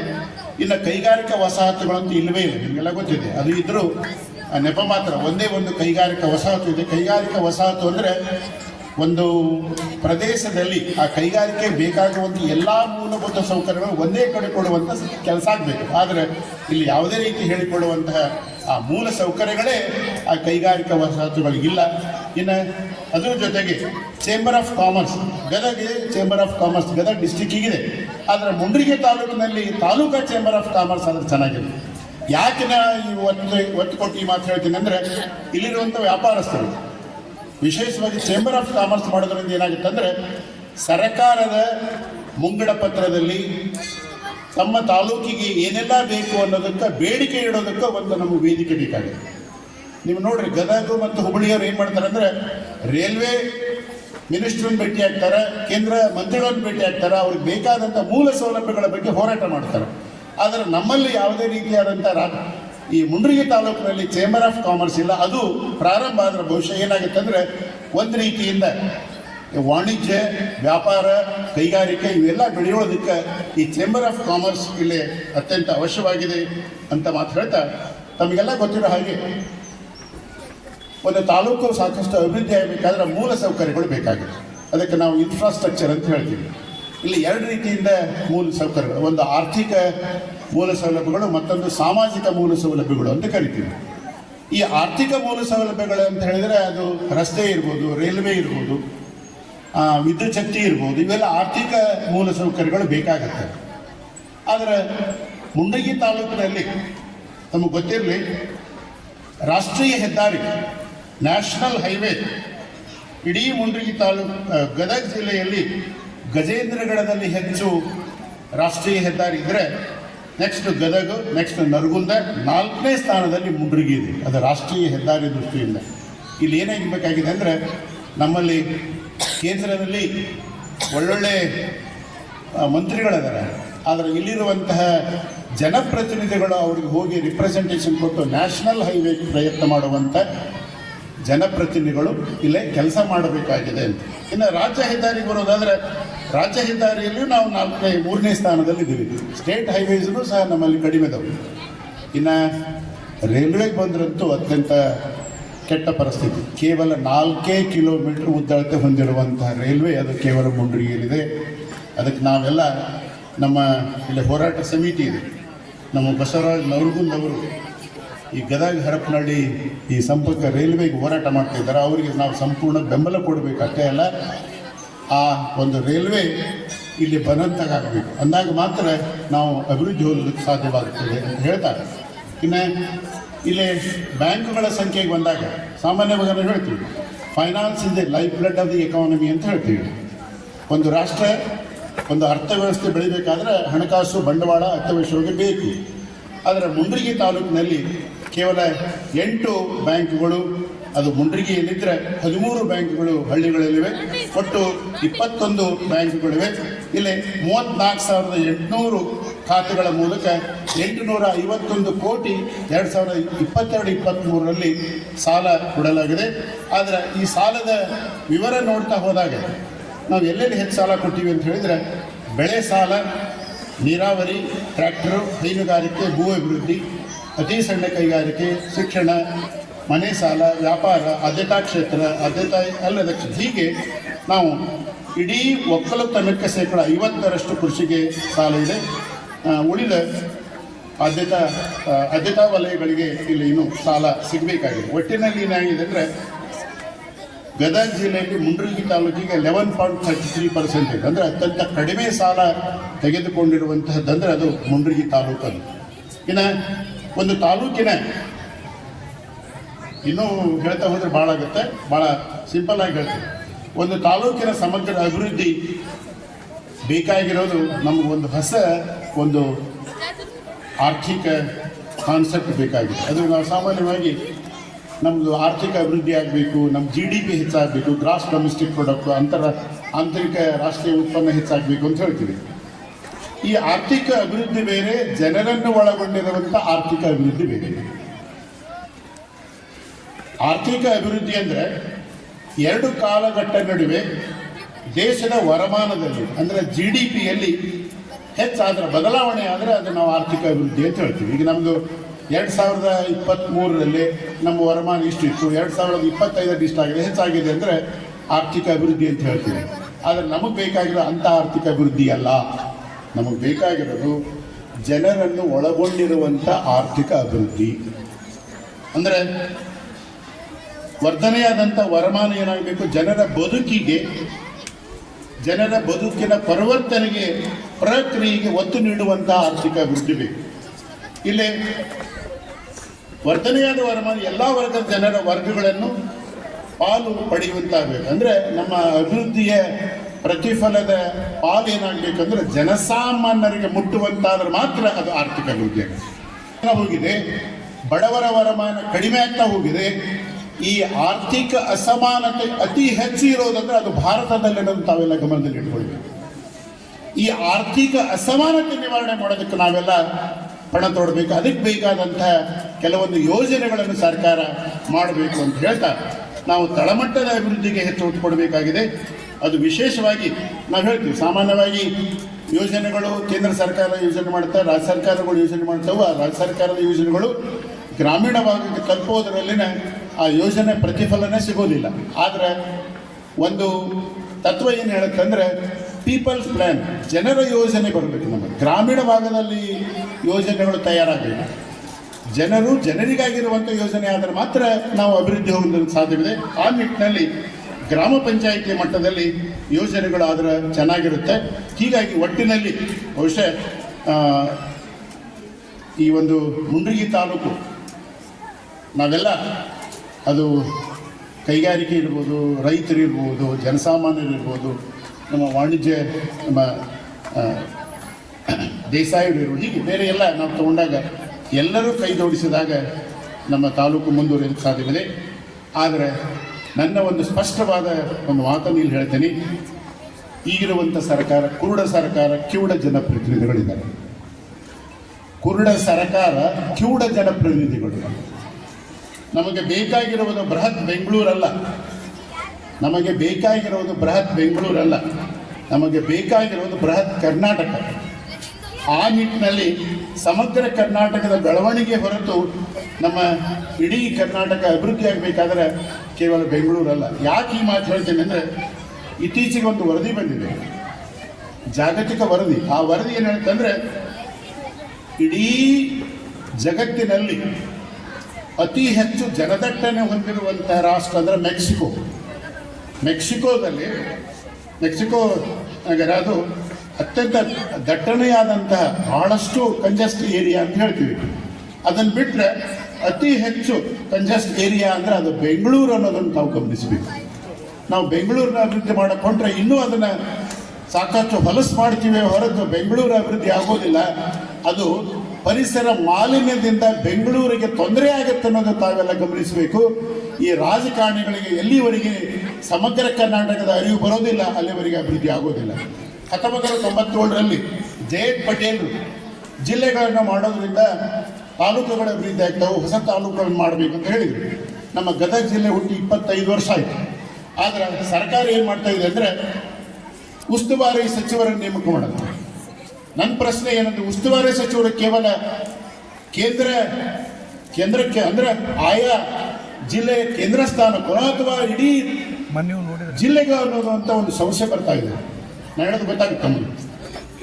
ಉಸ್ತುವಾರಿ ಮಂತ್ರಿಗಳು ಕೇವಲ ಅದು ಗದಗ ಮಾತ್ರ, ನಾನು ಹೆಸರು ತೆಗೆದುಕೊಳ್ಳೋದು ಹೇಳ್ತೇನೆ, ಗದಗಿಗೆ ಮಾತ್ರ ಸೀಮಿತನೋ ಅಥವಾ ಇಡೀ ಜಿಲ್ಲೆಗೆ ಸೀಮಿತ ಅನ್ನೋದನ್ನು ಅರಿತುಕೊಳ್ಳುವಂಥ ಕಾಲ ಇದಾಗಿದೆ.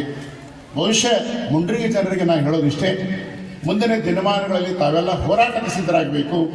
ನೀರಾವರಿ ಇರ್ಬೋದು, ರೈಲ್ವೆ ಇರ್ಬೋದು, ನೀವು ಎಲ್ಲಿವರೆಗೆ ಹೋರಾಟ ಮಾಡೋದಿಲ್ಲ ಅಲ್ಲಿವರೆಗೆ ಮುಂಡ್ರಿಗಿ ಅಭಿವೃದ್ಧಿ ಆಗೋಕ್ಕೆ ಸಾಧ್ಯ ಇಲ್ಲ ಅಂತ ಹೇಳ್ತಾ ನಾನು 2 ಮಾತು ಮುಗಿಸ್ತೀನಿ. ನಮಸ್ಕಾರ.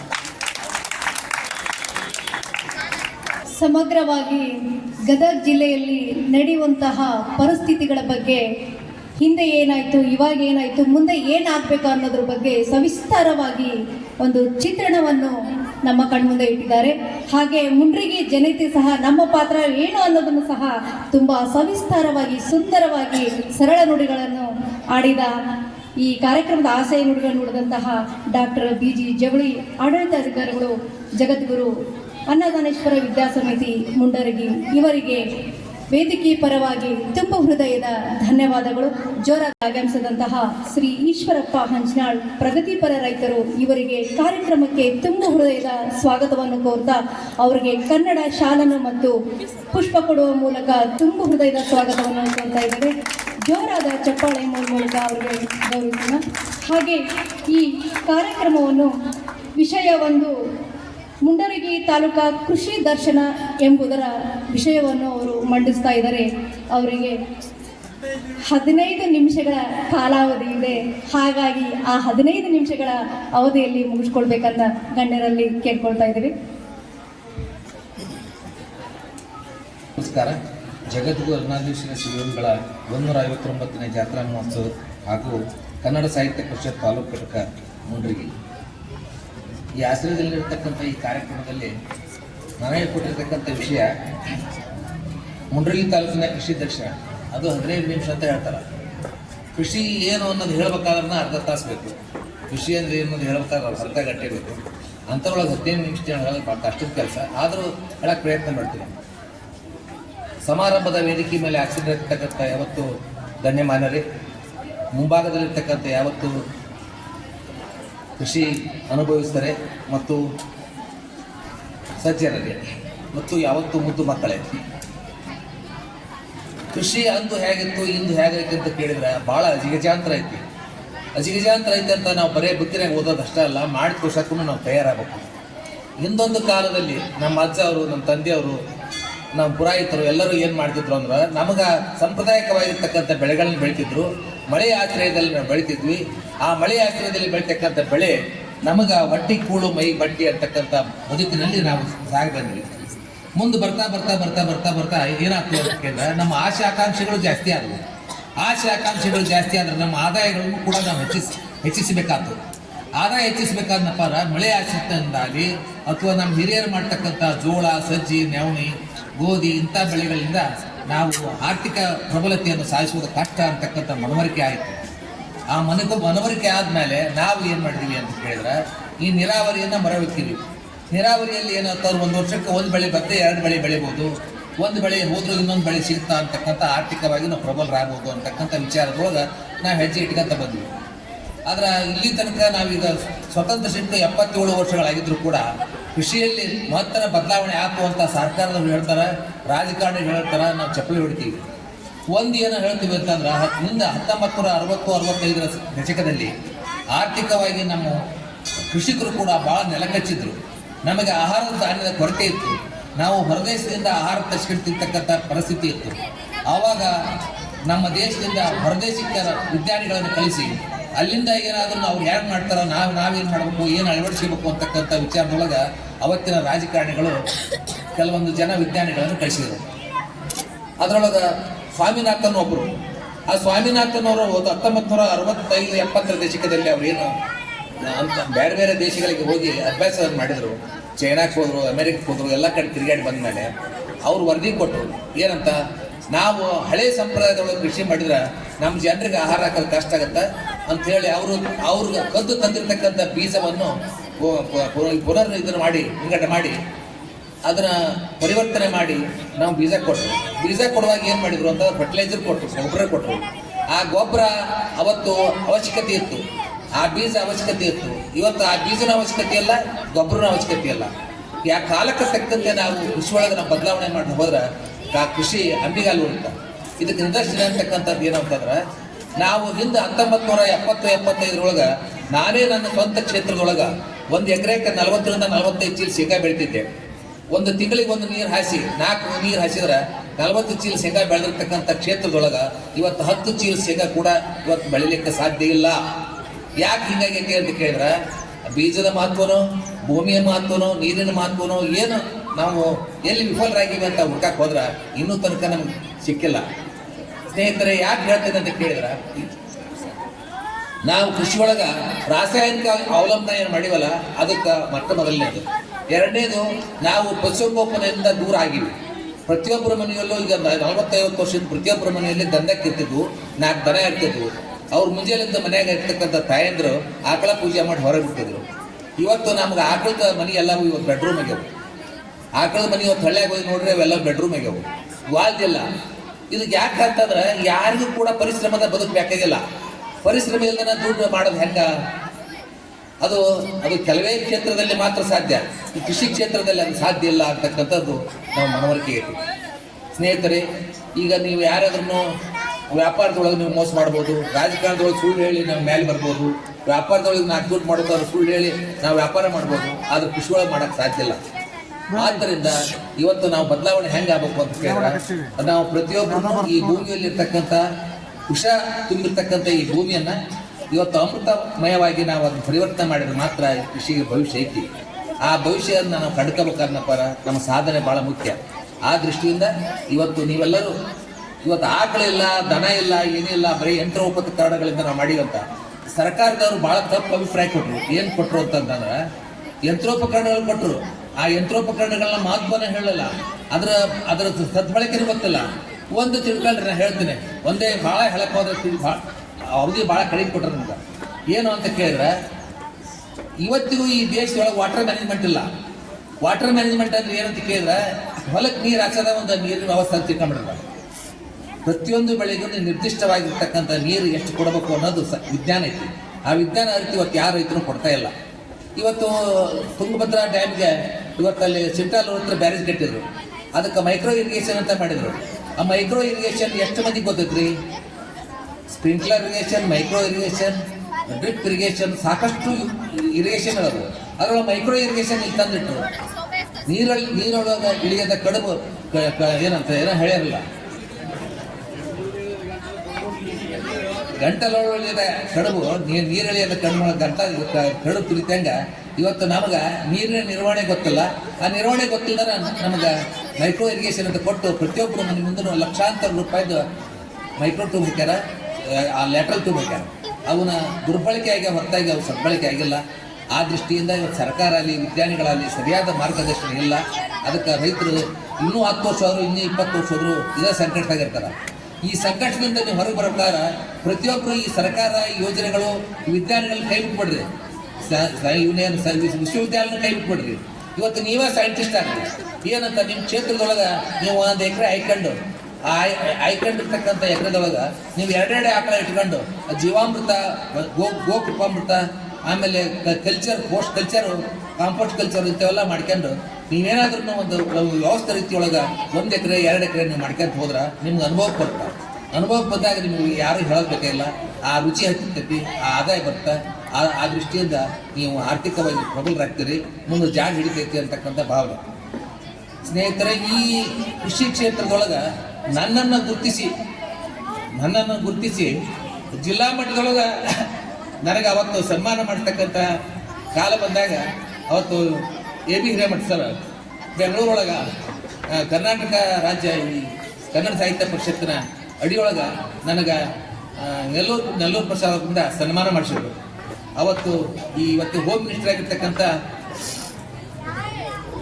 ಇವರು ಪರಮೇಶ್ವರವರು ಅವತ್ತು ನನಗೆ ಭಾಳ ಖುಷಿಯಿಂದ ನನಗೆ ಸನ್ಮಾನ ಮಾಡಿ ಕಳಿಸಿರ್ತಕ್ಕಂಥ ವಿಚಾರಗಳನ್ನು ನಾನು ಯಾಕೆ ಹೇಳ್ತೀನಿ ಅಂತ ಕೇಳಿದ್ರೆ, ನನಗೆ ಈ ಸಾಹಿತ್ಯ ಪರಿಷತ್ತು ಕೂಡ ಆಗಿಂದಾಗ ಕೈ ಹಿಡಿದು ನಡೆಸ್ತೈತಿ. ಆ ಕೈ ಹಿಡಿದು ನಡೆಸ್ತಕ್ಕಂಥ ಮರಿಬಾರ್ದು ಅನ್ನೋ ಉದ್ದೇಶದಿಂದ ಅದನ್ನು ಮತ್ತೆ ಹೇಳ್ತಾರೆ. ಸ್ನೇಹಿತರೆ, ಕೃಷಿ ಕ್ಷೇತ್ರದೊಳಗೆ ನಮ್ಗೆ ಒಂದೊಂದು ವಿಷಯದೊಳಗೆ ಮಾತಾಡ್ಬೇಕಂದ್ರೆ ಕಡಿಮೆ ಅಂದರೂ 1 ಗಂಟೆ ಬೇಕು. ಅದಕ್ಕೆ 15 ನಿಮಿಷದೊಳಗೆ ಈ ಕೃಷಿ ಕ್ಷೇತ್ರದೊಳಗೆ ಏನಾದರೂ ಉಪನ್ಯಾಸ ಹೇಳ್ತಾರೆ ಭಾಳ ಕಷ್ಟ ಐತಿ. ಆದ್ರೆ ಇದು ಏನು ಅಂತಂದ್ರೆ ಹೇಳಿ ಹೋಗೋದಲ್ಲ, ಮಾಡಿ ತೋರಿಸ್ತಕ್ಕಂಥ ಸಾಮರ್ಥ್ಯ ನಿಮ್ಮ ಹತ್ರ ಬೆಳಿಬೇಕು. ಮಾಡಿ ತೋರಿಸ್ತಕ್ಕಂಥ ಸಾಮರ್ಥ್ಯ ಬೆಳೆದಾಗ ಮಾತ್ರ ಕೃಷಿಗೆ ಭವಿಷ್ಯ ಐತಿ, ಇಲ್ಲೊಂದು ಭವಿಷ್ಯ ಇಲ್ಲ ಅಂತಕ್ಕಂಥ ಮಾತನ್ನ ಮತ್ತೊಂದು ಹೇಳಿ ಒಟ್ಟಾರೆ ನಾನು 3-4 ದೇಶಗಳಲ್ಲಿ ತಿರುಗಾಡಿ ಬಂದಿದ್ದು ಕೂಡ ಈ ಕರ್ನಾಟಕ ರಾಜ್ಯದಲ್ಲಿ, ಅದು ನಮ್ಮ ಗದಗ ಜಿಲ್ಲಾ, ಧಾರವಾಡ ಜಿಲ್ಲಾದಲ್ಲಿರ್ತಕ್ಕಂಥ ಮಣ್ಣು, ನೀರು, ಭೂಮಿ, ಹವಾಮಾನ, ಇಂಥ ಶ್ರೇಷ್ಠ ಹವಾಮಾನ, ಇಂಥ ಶ್ರೇಷ್ಠ ಬೆಳೆ, ಭೂಮಿ ಮತ್ತೊಂದಿಲ್ಲ. ಎಲ್ಲ ಕಡೆ ತಿರುಗಾಡಿ ಬಂದರು ಇದೇ ನಮ್ಗೆ ಶ್ರೇಷ್ಠ ಅಂತಕ್ಕಂಥ ಮನವರಿಕೆ ಐತಿ. ಆ ದೃಷ್ಟಿಯಿಂದ ನಾನು ಪ್ರಯೋಗ ಮಾಡೀನಿ. ಏನು ಪ್ರಯೋಗ ಮಾಡೀನಿ? ಗೋಡಂಬಿ ಬೆಳೆದೀನಿ. 30 ಎಕರೆ ಗೋಡಂಬಿ ಬೆಳೆದಾನೆ ಮುಂಡ್ರಿಗಿ ತಾಲೂಕಿನಾಗ ಅಂತಂದ್ರೆ ಚೆನ್ನೈದಿಂದ ನಮ್ಗೆ ಗುರುತಿಸಿ ಅಲ್ಲಿ ಕರೆಸಿ ಸನ್ಮಾನ ಮಾಡಿದ್ರು. ಯಾಕೆ ಮಾಡಿದ್ರು ಅಂತ ಕೇಳಿದ್ರೆ, ನನ್ನ ಗೋಡಂಬಿ ಇಷ್ಟು ಬಿಸಿಲಿನೊಳಗೆ ಇರ್ತಕ್ಕಂಥ ಗೋಡಂಬಿ ಅದು ಎಷ್ಟು ಸ್ವೀಟ್ ಐತಲ್ಲ ಅಂತ ಅದನ್ನ ಅದನ್ನು ತೆಗೆದು ಮಾರಾಟದಿಂದ ಒಬ್ಬರು ಅಲ್ಲಿ ಲ್ಯಾಬ್ರೇಟರಿ ಕಳಿಸಿದ್ರು. ನಾವು ಬೆಳೆದಿರ್ತಕ್ಕಂಥ ಗೋಡಂಬಿ ಅಂತ ಸ್ವೀಟು ಬೆಳಗಾವದಾಗಿಲ್ಲ, ಗೋವಾದಾಗಿಲ್ಲ, ಇಲ್ಲಿ ಇಲ್ಲ. ಯಾಕಂದ್ರೆ ಅಲ್ಲಿ ಆರ್ದ್ರತೆ ಐತೆ ಬಿಸಿಲಿನಲ್ಲಿ, ಇಲ್ಲಿ ಆರ್ದ್ರತೆ ಕಡಿಮೆ ಇರ್ತಕ್ಕಂಥ ಬಿಸಿಲಿನೊಳಗೆ ನಾವು ಗೋಡಂಬಿ ಬೆಳೆದ್ರಿಂದ ಈ ಸ್ವೀಟ್ನೆಸ್ ಜಾಸ್ತಿ ಬಂದೈತಿ ಅಂತಕ್ಕಂಥ ವಿಚಾರವನ್ನು ನೀವು ಸ್ಪಷ್ಟಪಡಿಸ್ತೀನಿ. ಇಲ್ಲಿಯ ಭವಿಷ್ಯ ಐತಿ, ಬೆಳೀರಿ. ಕಾಫಿನೂ ಬೆಳಿಬೋದು, ಅಡಿಕೆನೂ ಬೆಳಿಬೋದು. ನಾನು ಅಡಿಕೆನೂ ಬೆಳೆದೀನಿ, ಕಾಫಿನೂ ಬೆಳೆದೀನಿ, ಗೋಡಂಬಿನೂ ಬೆಳೆದೀನಿ. ಬೆಳೆಗಳನ್ನು ಬೆಳಿಲಿಕ್ಕೆ ಏನು ಸಾಧ್ಯ ಐತೆ ಅದಕ್ಕೆಲ್ಲನೂ ವ್ಯವಸ್ಥೆ ಐತಿ. ಇಲ್ಲಿ ಅಟ್ಮಾಸ್ಫಿಯರ್ ನೀವು ಕ್ರಿಯೇಟ್ ಮಾಡ್ಕೋಬೇಕು. ಅದಕ್ಕೆ ಬೇಕಾಗಿರ್ತಕ್ಕಂಥ ಅಟ್ಮಾಸ್ಫಿಯರ್ ಕ್ರಿಯೇಟ್ ಮಾಡಬೇಕು. ಅದಕ್ಕೆ ಬೇಕಾಗಿರ್ತಕ್ಕಂಥ ನೀರನ್ನು ಸದ್ಬಳಕೆ ಮಾಡ್ಕೋಬೇಕು. ಹೆಚ್ಚಿಗೆ ನೀರು ಕೊಟ್ಟರೆ ಹೆಚ್ಚಿಗೆ ನೀರು ಕೊಟ್ಟರೆ ಬೆಳಿತೈತೆ ಅನ್ನೋದು ಭ್ರಮೆ. ಅದು ಭೂಮಿ ಬೇಕಾಗಿರ್ತಕ್ಕಂಥ ತೇವಾಂಶ, ಅಲ್ಲಿ ಬ್ಯಾಕ್ಟೀರಿಯಾಗಳಿರ್ತಾವೆ. ಭೂಮಿ ನಿಸ್ಸತ್ವ ಇದಲ್ಲ, ಅದು ಒಂದು ವಸ್ತು ಅಲ್ಲ. ಅದಕ್ಕೆ ಸತ್ವ ಐತಿ, ಜೀವಾಣುಗಳದಾವು.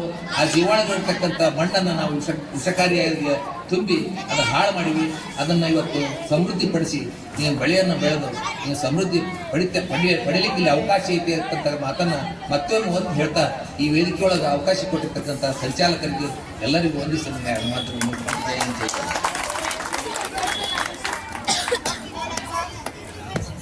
ದೇಶದ ಬೆನ್ನೆಲುಬು ರೈತ ಅನ್ನೋ ಮಾತಿದೆ. ಈ ಒಂದು ವಾತಾವರಣದಲ್ಲಿ ಉನ್ನತ ರೈತ ಕೃಷಿಯನ್ನು ಮಾಡಿ ನಮ್ಮ ಜಿಲ್ಲೆಗೆ, ನಮ್ಮ ಕರ್ನಾಟಕಕ್ಕೆ ಮಾದರಿಯಾಗಿರುವಂತಹ ರೈತರು ದೇವರಂತಲೇ ಹೇಳ್ಬೋದು. ಇವರನ್ನು ಇಲ್ಲಿ ಸ್ಮರಿಸ್ಕೊಳ್ಳೋದು ತುಂಬ ಯೋಗವಾಗಿದೆ. ಈಗಿನ ಕಾಲದಲ್ಲಿ ಮಕ್ಕಳು ಸಗಣಿ ಅಂದರೆ ಹೋಗ್ತಾರೆ, ವಾಸನೆ ನೋಡಿದ್ರೆ ಆ ಕಡೆ ಹೋಗ್ತಾರೆ, ಅವರೆಲ್ಲರಿಗೂ ಸಹ ಅದೊಂದು ಅರ್ಥಕೋಬೇಕು. ಇವರ ಪ್ರತಿ ಒಂದು ಮಾತಿನಲ್ಲಿ ಸತ್ಯವಾದ ಅಂಶವಿತ್ತು. ಆ ಅಂಶವನ್ನು ಎಲ್ಲರೂ ಸಹ ನಾವು ನಮ್ಮ ಬಾಳಿನಲ್ಲಿ ಅನುಕರಣೆ ಮಾಡೋಣ. ಹಾಗೆ ಈ ಕಾರ್ಯಕ್ರಮದಲ್ಲಿ ಶ್ರೀ ಈಶ್ವರಪ್ಪ ಹಂಚನಾಳ ಪ್ರಗತಿಪರ ರೈತರಂದ್ರೆ ಏನು, ರೈತರ ಜೀವನ ಅಂದ್ರೆ ಏನು, ಸವಿಸ್ತಾರವಾಗಿ ಇಲ್ಲಿ ತಮ್ಮ ವಿಷಯವನ್ನು ಹೇಳಿದ ಸಮಯದಲ್ಲಿ, ನಿಗದಿತ ಸಮಯದಲ್ಲಿ ವಿಷಯವನ್ನು ಮಂಡಿಸಿದ್ದಾರೆ. ಹಾಗಾಗಿ ವೇದಿಕೆ ಪರವಾಗಿ ತಮಗೆ ತುಂಬ ಹೃದಯದ ಧನ್ಯವಾದಗಳು. ಜೋರಾದ ಚಪ್ಪಾಳೆ ಬರಲಿ ಅವ್ರಿಗೆ.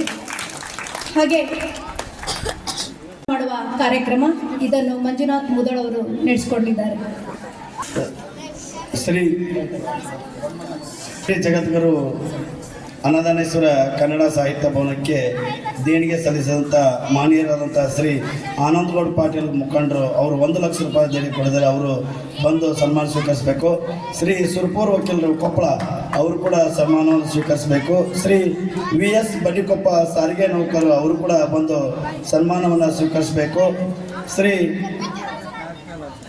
ದೇವಪ್ಪ ಕುಕ್ನೂರ್ ಮುಖಂಡರು ಅವರು ಕೂಡ ಸನ್ಮಾನವನ್ನು ಸ್ವೀಕರಿಸಬೇಕಂತ ವಿನಂತಿ ಮಾಡ್ಕೊತೇನೆ. ಶ್ರೀಮತಿ ಸುನಂದ ಹಂಚನಾಳ್ ನಿವೃತ್ತ ಶಿಕ್ಷಕರು ಅವರು ಕೂಡ ಬಂದು ಸನ್ಮಾನವನ್ನು ಸ್ವೀಕರಿಸಬೇಕಂತ ವಿನಂತಿ ಮಾಡ್ಕೊತೇನೆ.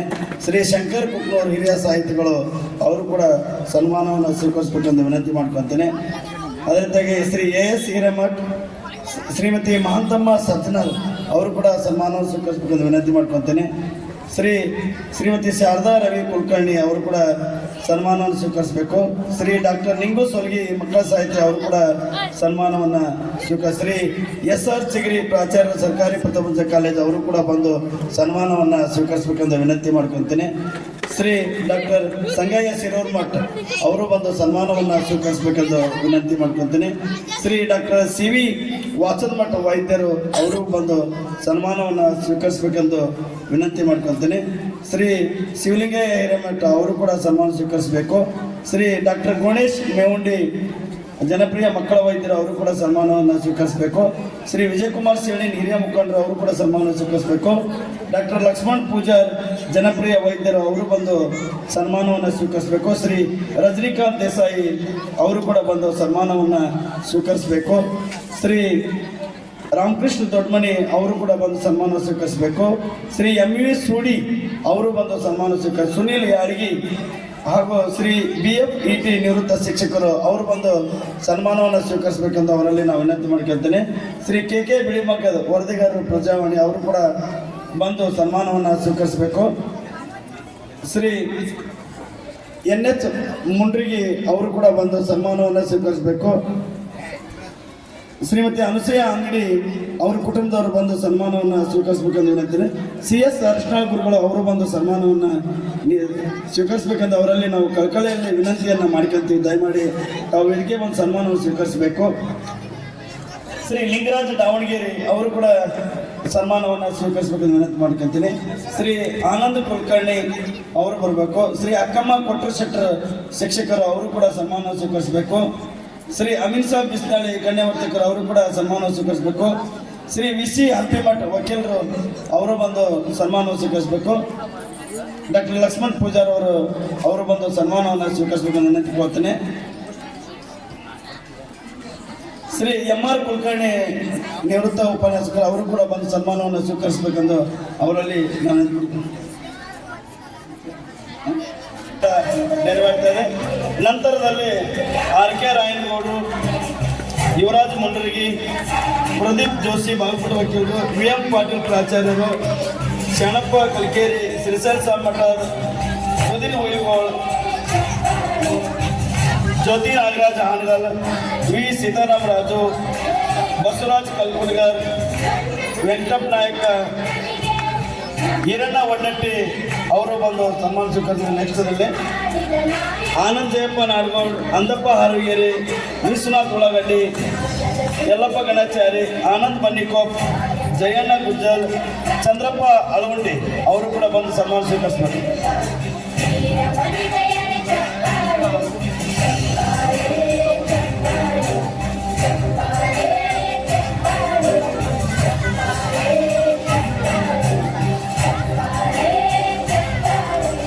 ಕೀರ್ತನೆ ವಚನವ ಬೋಧಿಸಿದ ಯೋಗಿ ವರೇ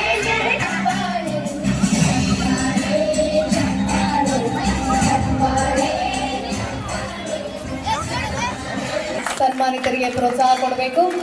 ಹಾಗೆ ಈ ಕಾರ್ಯಕ್ರಮದಲ್ಲಿ ರಕ್ತದಾನ ಶಿಬಿರ ನಡೆಯಲಿದೆ. ಅಂಬಿಕಾ ರಕ್ತ ನಿಧಿ ಕೇಂದ್ರದವರು ಗದಗ ಇವರು ಬಂದಿದ್ದಾರೆ. ದಯವಿಟ್ಟು ಯಾರಾದರೂ ರಕ್ತದಾನ ಮಾಡಬೇಕಂತಿದ್ರೆ ಇಲ್ಲೇ ಹಿಂದ್ಗಡೆ ಕೂತ್ಕೊಂಡಿದ್ದಾರೆ, ರಕ್ತದಾನ ಮಾಡಬೇಕಂತ ವಿನಂತಿ. ಇನ್ನೂವರೆಗೂ ಇಷ್ಟೊತ್ತಾದರೂ ಯಾರೂ ರಕ್ತದಾನ ಮಾಡಿಲ್ಲ. ದಯವಿಟ್ಟು ರಕ್ತದಾನಕ್ಕೆ ನೀವು ಹೆಸರು ನೋಂದಾಯಿಸ್ಬೇಕಂತ ಕೇಳ್ಕೊಂಡವರು.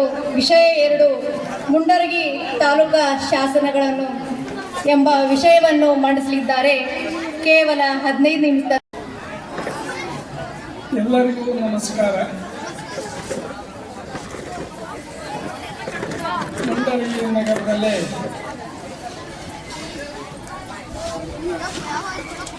ಕನ್ನಡ ಸಾಹಿತ್ಯ ಪರಿಷತ್ತು ಮುಂಡರಗಿ ಅನ್ನದಾನೇಶ್ವರ ಮಠದ ಜಾತ್ರಾ ಉತ್ಸವ ಈ ಸಂದರ್ಭದಲ್ಲಿ ಒಂದು ವೈವಿಧ್ಯಮಯವಾದಂಥ ಸಮಾವೇಶವನ್ನು ನಡೆಸಿರುವುದು ನನಗೂ ಸಹಿತ ಸಂತೋಷ ತಂದಿದೆ.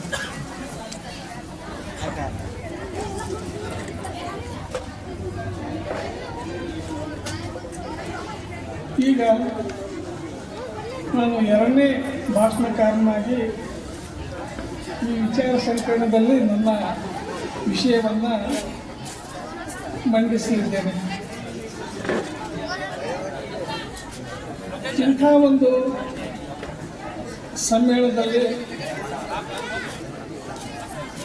ನಾನು ಬರೆದಂಥ ಮುಂಡರಗಿ ತಾಲೂಕಿನ ಶಾಸನಗಳ ಕೃತಿಯನ್ನು ಅನ್ನದಾನೇಶ್ವರ ಮಠದ ಪೂಜ್ಯ ಡಾಕ್ಟರ್ ಅನ್ನದಾನೇಶ್ವರ ಶಿವಾಚಾರ್ಯ ಮಹಾಸ್ವಾಮಿಗಳು ಪ್ರಕಟಿಸಿ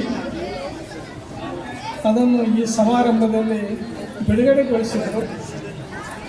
ಅದಕ್ಕಾಗಿ ಈರುವರು ಸ್ವಾಮಿಗಳಿಗೆ ಮಠಕ್ಕೆ ಇಲ್ಲಿ ಕನ್ನಡ ಸಾಹಿತ್ಯ ಪರಿಷತ್ತಿನ ಅಧ್ಯಕ್ಷರಾದಂಥ ಗಚ್ಚಣ್ಣವರಿಗೆ, ಅವರೆಲ್ಲ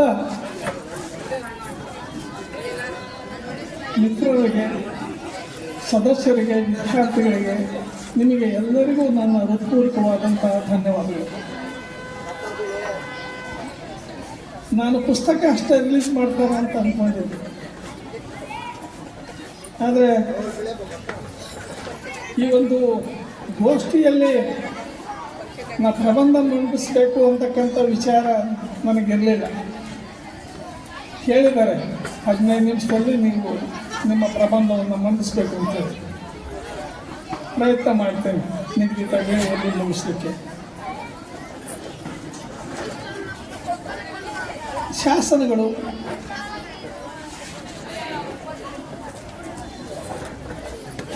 ಯಾಕೆ ಮಹತ್ವ, ಇದನ್ನು ಒಂದು ನಾನು ಹೇಳಿ ಆಮೇಲೆ ವಿಷಯಕ್ಕೆ ಬರ್ತೇನೆ.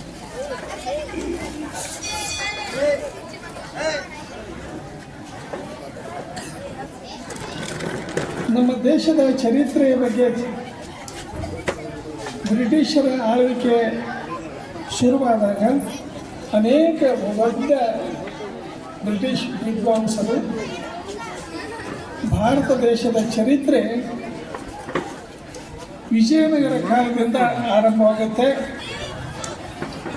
ಇನ್ನಿತರ ರಾಷ್ಟ್ರಗಳಂತೆ ಮಾನವ ಭೂಮಿ ಮೇಲೆ ಬಂದು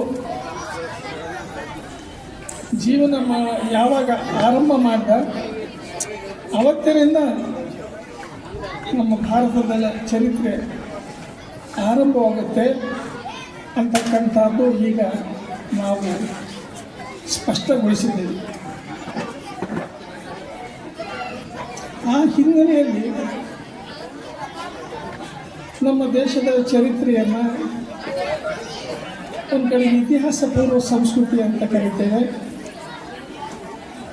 ಇನ್ನೊಂದು ಕಡೆಗೆ ಇತಿಹಾಸ ಕಾಲಘಟ್ಟದ ಸಂಸ್ಕೃತಿ ಅಂತ ಕರೀತೇವೆ.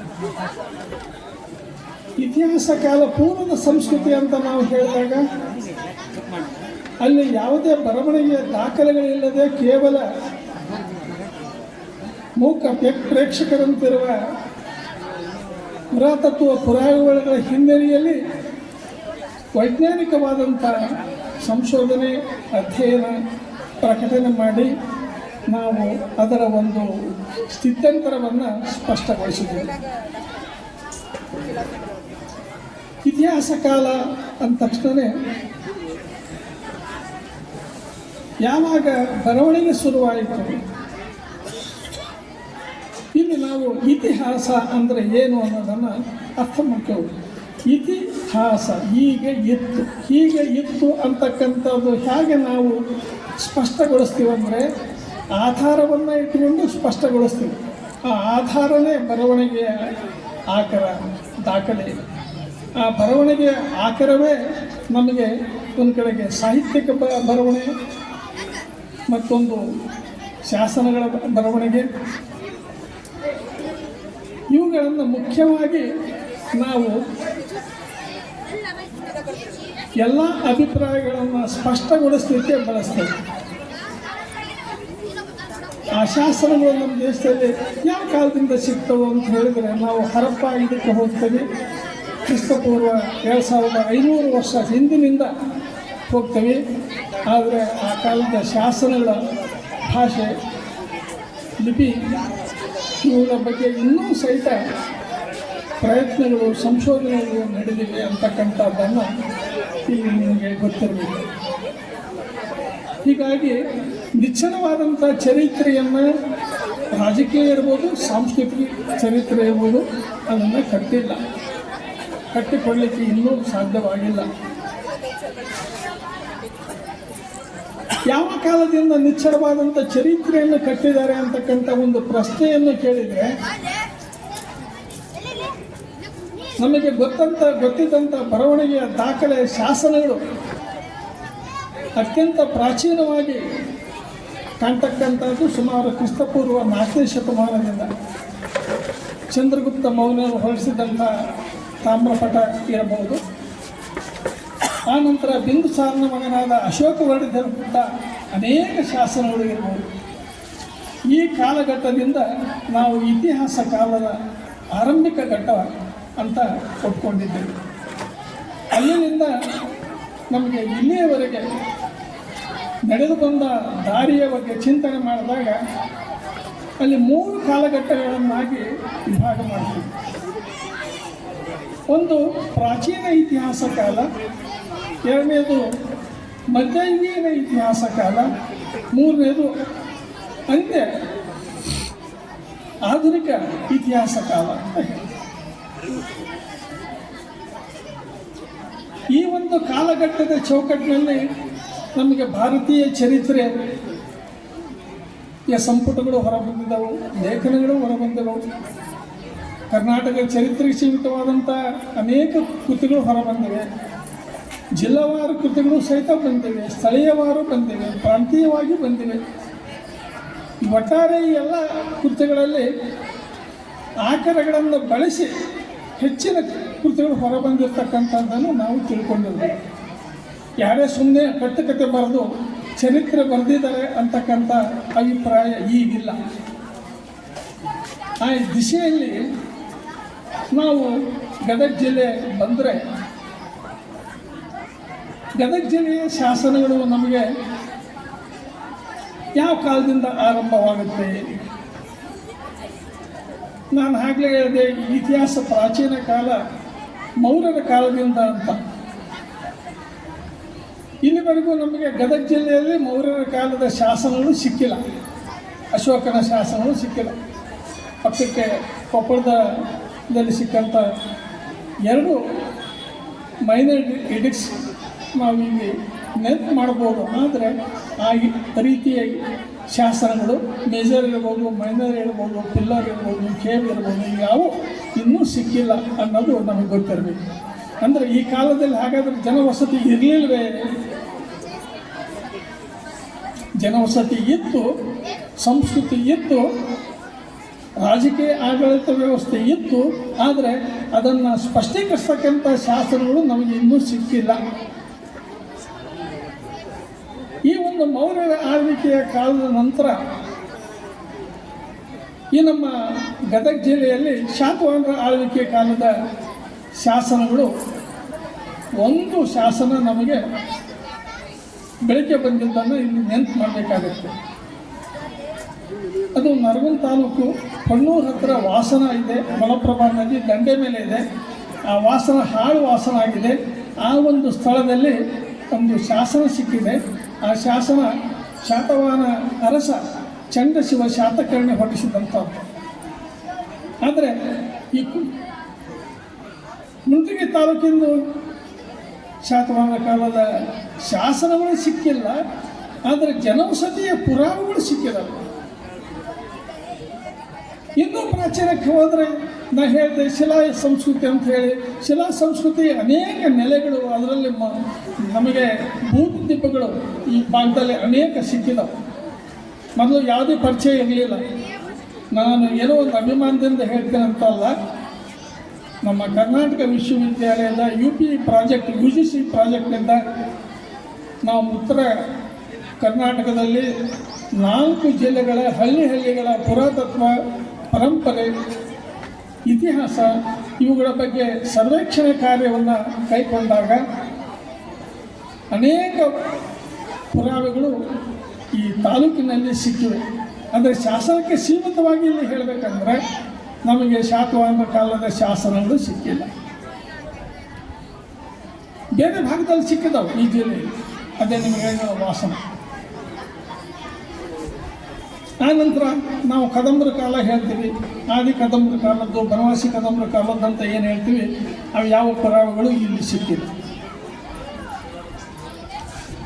ಆದರೆ ಲಕ್ಷ್ಮೇಶ್ವರದಲ್ಲಿ ನಮಗೆ ಕಂಡು ಗೊತ್ತಾಗ್ತದೆ, ಆದರೆ ಇಲ್ಲಿ ಇಲ್ಲ ಈ ಭಾಗದಲ್ಲಿ. ಈ ಲಕ್ಷ್ಮೇಶ್ವರ, ಈ ಮುಂಡ್ರಿಗಿ ತಾಲೂಕು, ಗದಗ ತಾಲೂಕು, ಅಣ್ಣಿಗೇರಿ ತಾಲೂಕು ಈ ಬಗ್ಗೆ ನಾವು ಚಿಂತನೆ ಮಾಡಿದಾಗ ಇಲ್ಲಿ ಆಡಳಿತ ಕೇಂದ್ರಗಳು ಯಾವಿದ್ದು, ಇದೇ ಮುಂಡ್ರಿಗಿ ತಾಲೂಕಂತ ಇತ್ತೋ ಅಥವಾ ಬೇರೆ ತಾಲೂಕಂತ ಇತ್ತೋ ಅನ್ನೋ ಒಂದು ಚಿಂತನೆ ಸಹಜವಾಗಿ ಹುಟ್ಟುತ್ತದೆ. ಆ ಚಿಂತನೆ ಹಿನ್ನೆಲೆಯಲ್ಲಿ ಈ ಪ್ರದೇಶದಲ್ಲಿ ಮುಖ್ಯವಾಗಿ 3 ಆಡಳಿತ ಪ್ರದೇಶಗಳು ಅಸ್ತಿತ್ವದಲ್ಲಿದ್ದವು. ಒಂದು ಮಾಸವಾಡಿ 140, ಎರಡನೇದು ಕುಲಿಗೆರೆ 300, ಮೂರನೇದು ಬೆಳವಲ 300. ಇವು ಮುಖ್ಯವಾಗಿ ಈ ಮುಂಡ್ರಿಗಿ ತಾಲೂಕಿನ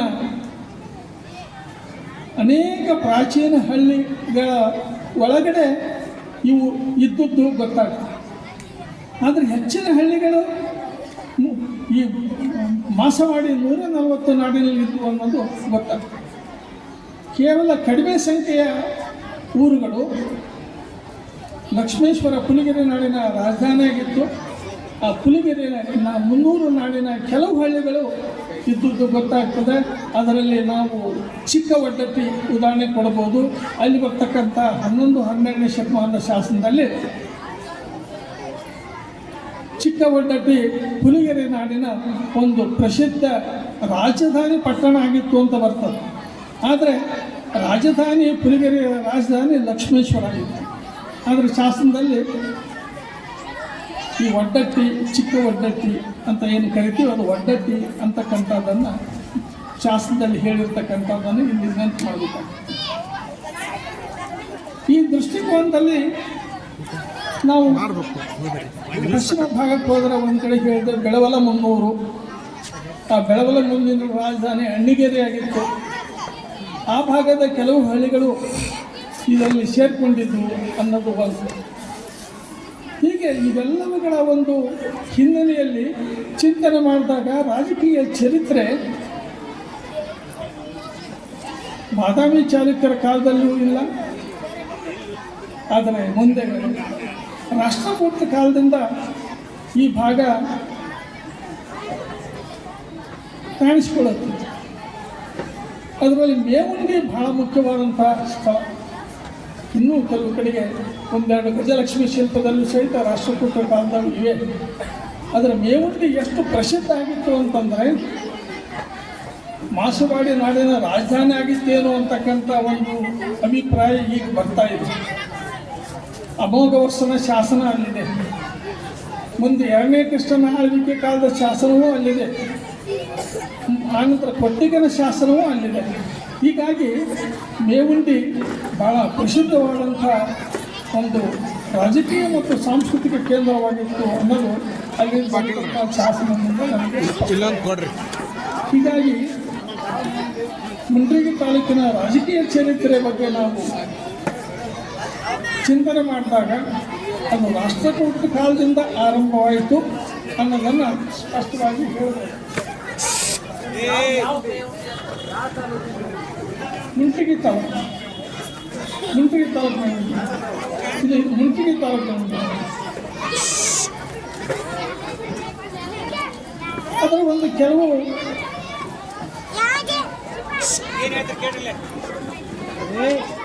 ಮಾಹಿತಿಗಳನ್ನು ಇಲ್ಲಿ ತಿಳಿಸ್ಬೇಕಾಗ್ತದೆ. ಅಂಥ ಒಂದು ದೊಡ್ಡ ರಾಜಧಾನಿಯಾಗಿ ಬರೆದಂಥ ಮೇವುಂಡಿ ರಾಷ್ಟ್ರಕೂಟದ ವೀರಗಲ್ಲಿದೆ. ಅದರಲ್ಲಿ 2-3 ವೀರಗಲ್ಲು ಇದ್ವು ಅಂತ ಕಾಣುತ್ತೆ. ಆ ಊರಿನ ಒಂದು ಮನೆಯ ಪಕ್ಕದಲ್ಲಿ ಕಟ್ಟಿ ಮೇಲೆ ಇಟ್ಟಿರ್ತಕ್ಕಂಥ ವೀರಗಲ್ಲು ಶಾಸನ ಇರ್ತಕ್ಕಂಥದ್ದು ಬಹಳ ವಿಶೇಷವಾದಂಥದ್ದು. ಇನ್ನು 2-3 ಅಲ್ಲಿ ಸಿಕ್ಕಂಥವು ಹೊಡೆದು ಹಾಕಿ ಊರು ಹೊರಗಡೆ ಹಾಕಿದ್ದಾರೆ. ಆದರೆ ಅವುಗಳ ಐತಿಹಾಸಿಕ ಮಹತ್ವ ತಿಳಿದಂಥ ಅಲ್ಲಿಯ ಜನರು ಈ ಬಗ್ಗೆ ಜಾಗೃತಿ ವಹಿಸಿ ಅವುಗಳನ್ನು ಸಂರಕ್ಷಣೆ ಮಾಡ್ತಕ್ಕಂಥ ಅವಶ್ಯಕತೆ ಮಾಡಲೇಬೇಕಾಗ್ತದೆ. ಅದು ಸಂರಕ್ಷಣೆ ಯಾಕಂದರೆ ಐತಿಹಾಸಿಕವಾಗಿ ಬಹಳ ಮಹತ್ವವಾದಂಥ ಶಾಸನಗಳು ಅವು ರಾಷ್ಟ್ರಕೂಟಗಳು.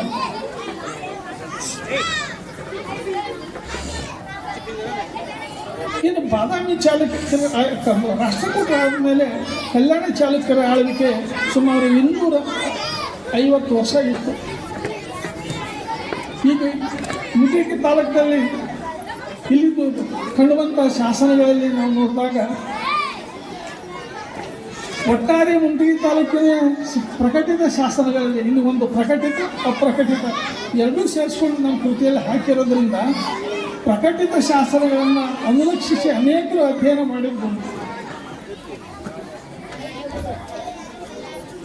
ನನ್ನ ಕೃತಿಯಲ್ಲಿ ಪ್ರಕಟಿತವಾದಂಥ ಸುಮಾರು 55 ಶಾಸನ ಇದ್ದಾವೆ, 55-60 ಶಾಸನ ಇದ್ದಾವೆ. ಇನ್ನು 60ಕ್ಕೂ ಹೆಚ್ಚು ಶಾಸನಗಳು ಅಪ್ರಕಟಿತವಾದಂಥವು ಇದ್ದಾವೆ. 2 ಅದರಲ್ಲಿ ಸೇರಿದವು. ಅದರಲ್ಲಿ ಸೇರ್ತಕ್ಕಂಥ ಹೆಚ್ಚಿನ ಸಂಖ್ಯೆಯ ಶಾಸನಗಳು ಕನ್ನಡ ಭಾಷೆಯಲ್ಲಿವೆ. ಕೇವಲ ಕೆಲವೇ ಶಾಸನಗಳು ಮರಾಠ ಪೇಶ್ವರ ಕಾಲಕ್ಕೆ ಸೇರಿದಂಥವು. ದೇವನಾಗರಿಯಲ್ಲಿ ಇವೆ. ಇದರಲ್ಲಿ 1-2 ಹಳ್ಳಿಗಳಲ್ಲಿ ಬಿಟ್ಟರೆ ಬೇರೆ ಕಡೆ ಸಿಕ್ಕಿಲ್ಲ. ಬೇರೆ ಒಡ್ಡಟ್ಟಿ ಇಂಥದ್ರಲ್ಲಿ ಬಿಟ್ಟರೆ ಬೇರೆ ಕಡೆ ಸಿಕ್ಕಿಲ್ಲ. ಆಗಲೇ ನಮ್ಮ ಇವರು ಸ್ನೇಹಿತರು ಹೇಳಿದರು, ಕನ್ನಡ ಸಾಹಿತ್ಯ ಸಮ್ಮೇಳನ ಯಾಕೆ ಬೇಕು ಅನ್ನುವಾಗ ಜಿಲ್ಲಾ ಅಧ್ಯಕ್ಷರು ಭಾಳ ಚೆನ್ನಾಗಿ ಹೇಳಿದರು. ಜಾಗೃತಿ ಮೂಡಿಸ್ಬೇಕು, ಕನ್ನಡ ಜಾಗೃತಿ ಮೂಡಿಸ್ಬೇಕು. ಕನ್ನಡ ಜಾಗೃತಿಯ ಹಿನ್ನೆಲೆಯಲ್ಲಿ ನಾವು ಮುಂಡ್ರಿಗಿ ಪ್ರದೇಶ ಭಾಳ ವಿಶಿಷ್ಟವಾದಂಥದ್ದು. ಗದಗ ಇರ್ಬೋದು, ಮುಂಡ್ರಿಗಿ ಇರ್ಬೋದು. ಈ ಪ್ರದೇಶ ಯಾಕಂದರೆ ತಿರುಳುಗನ್ನಡ ನಾಡು ಯಾವ ಪ್ರದೇಶಕ್ಕೆ ಸೀಮಿತವಾಗಿತ್ತು ಅಂತ ನಾವು ಚಿಂತನೆ ಮಾಡಿದಾಗ ಒಂದು ಕೊಪ್ಪಳ, ಕಿಸುಕಾಡು, ಪಟ್ಟದಕಲ್ಲು, ಆ ಕಡೆ ನೋಡಿದರೆ ಲಕ್ಷ್ಮೇಶ್ವರ, ಹುಲಿಗೆರೆ ನಾಡು. ಈ ಎಲ್ಲ 3 ನಾಡುಗಳ ಮಧ್ಯದಲ್ಲಿ ಹತ್ತಿರ ಈ ಮುಂಡ್ರಿಗಿ ಪ್ರದೇಶ ಇದೆ. ಹೀಗಾಗಿ ಇಲ್ಲಿ ಸಹಿತ ಕನ್ನಡದ ಭಾಷೆ, ಸಂಸ್ಕೃತಿ ಎಷ್ಟು ಮಹತ್ವ ಇತ್ತು, ಉಜ್ವಲವಾಗಿತ್ತು ಅನ್ನೋದನ್ನು ನಾವು ಇಲ್ಲಿ ನೆನಪು ಮಾಡಿಕೊಳ್ಳೇಬೇಕಾಗಿದೆ. ಇಲ್ಲಿ ಸಿಕ್ಕಂಥ ಶಾಸನಗಳು ನಾನು ಹೇಳಿದೆ, ಸುಮಾರು ಹೆಚ್ಚಿನ ಶಾಸನಗಳು ಕನ್ನಡ ಭಾಷೆಯಲ್ಲಿವೆ ಅಂತಕ್ಕಂಥ ಮಾತನ್ನು ಹೇಳಿದೆ, ಕನ್ನಡ ಲಿಪಿಯಲ್ಲಿವೆ ಅಂತ. ಹಾಗಾಗಿ ಈ ಕಲ್ಯಾಣ ಚಾಲುಕ್ಯರ ಕಾಲದ ಹೆಚ್ಚಿನ ಶಾಸನಗಳು ಹೆಚ್ಚು ಕಂಡು ಬಂದಿವೆ. ಹಾಗಾದರೆ ಇವು ಯಾವ್ಯಾವ ಅರಸರ ಕಾಲಘಟ್ಟದ ಶಾಸನಗಳನ್ನು ಇಲ್ಲಿ ಹೊರಡಿಸಲಾಗಿದೆ? ಇಲ್ಲಿ ಅರಸರ ಬಗ್ಗೆ ಹೇಳ್ತಾರೆ. ಒಂದು ಪ್ರಾಚೀನವಾಗಿ ನಾವು ನೋಡಿದಾಗ ಪೆಡಂಗ ಸತ್ಯಾಶ್ರಯನ ಮಗಳು ಪಲ್ಲವ ಮನೆತನದ ಒಬ್ಬ ಸಾಮಂತನಾಗಿ ಆಳ್ತಿದ್ದಂಥವನು ಮದುವೆ ಆಗಿರ್ತಾನೆ. ಆತ ಈ ರೋಣ ಈ ಭಾಗದ ಪ್ರದೇಶ ಈ ಮಾಸವಾಡಿ 140 ಸೇರಿ ಆಳ್ವಿಕೆ ಮಾಡ್ತಾ ಇದ್ದ. ಹುಲಿಗೆರೆ ಮನ್ನೂರು, ಬೆಳವಲ ಮನ್ನೂರು, ನಳಮ್ಮವಾಡಿ 36,000 ನಾಡು ಇವೆಲ್ಲ ಆಳ್ತಾ ಇದ್ದ ಅಂತಕ್ಕಂಥದ್ದು ನಮಗೆ ಇಲ್ಲೇ ತುಂಗಭದ್ರಾ ನದಿ ಪಕ್ಕದಲ್ಲಿರ್ತಕ್ಕಂಥ ಹಳ್ಳಿಯ ಶಾಸನ ಏನಿದೆ ಅದರಿಂದ ನಮಗೆ ಗೊತ್ತಾಗ್ತದೆ. ಅತ್ಯಂತ ಮಹತ್ವವಾದಂಥ ಶಾಸನ. ತದನಂತರ ನಮಗೆ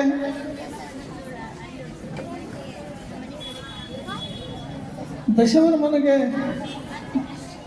4 ಮಂದಿ ಮಕ್ಕಳಿದ್ರು ಅಂತ ಕಾಣುತ್ತೆ. ಅದರಲ್ಲಿ 5ನೇ ವಿಕ್ರಮಾದಿತ್ಯ, 2ನೇ ಅಯ್ಯಣ, ಅವನ ಸಹೋದರ ದೇವಣ್ಣ, ಅವನ ತಮ್ಮ 2ನೇ ಜಯಶಿವ. ಇವರ ಕಾಲಘಟ್ಟದ ಚರಿತ್ರೆಯನ್ನು ನಾವು ಎಲ್ಲ ಕಡೆಗೂ ವೈಭವೀಕರಿಸಿದ್ವಿ. ಆದರೆ ಇವರ ಸಹೋದರರ ಒಬ್ಬ ಸಹೋದರಿ ಇದ್ಲು, ಆಕೆ ಅಕ್ಕಾದೇವಿ. ಅಕ್ಕಾದೇವಿ ಹಾನಗಲ್ಲ ಕದಂಬರ ಅರಸ ಮಯೂರ ಶರ್ಮ ಲಗ್ನವಾಗಿದ್ದ. ಈಕೆ ಇಲ್ಲಿ ಕಿಸುಕಾಡು ಮತ್ತು ಹುಲಿಗೆರೆ, ಬೆಳವಲ, ಮಾಸವಾಡಿ 140 ಇನ್ನಿತರ ನಾಡುಗಳನ್ನು ಆಳ್ತಾ ಇತ್ತು ಅಂತಕ್ಕಂಥದ್ದು ಈ ಪ್ರದೇಶದ 1050ರ ಶಾಸನದಿಂದ ನಮಗೆ ಗೊತ್ತಾಗ್ತದೆ.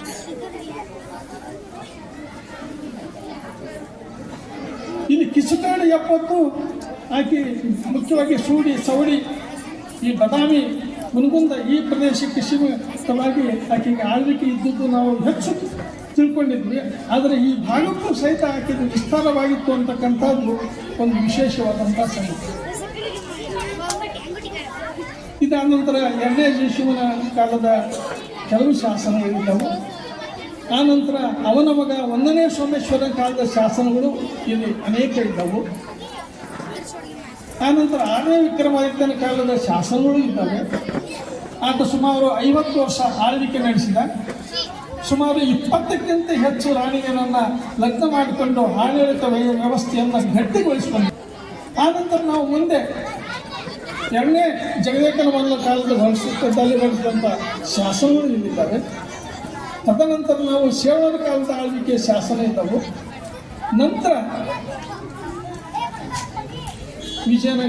ವಿಜಯನಗರೋತ್ತರ, ಪೇಶ್ವೆ ಈ ಕಾಲ ಮತ್ತು 1947 ಮುಂದೆ 1983 ಆ ಕಾಲಘಟ್ಟದಲ್ಲಿ ಕೆಲವು ಶಾಸನಗಳು ಈ ಭಾಗದಲ್ಲಿ ಇರ್ತಕ್ಕಂಥದ್ದು ಇವೆ. ಅವುಗಳನ್ನು ನಮ್ಮ ಕೃತಿಯಲ್ಲಿ ಹಾಕಿದ್ದೀವಿ. ರಾಜಕೀಯ ವೈವಿಧ್ಯತೆಯ ಕೆಲವು ಅಂಶಗಳನ್ನು ಇಲ್ಲಿ ಹೇಳಬೇಕಾಗ್ತದೆ.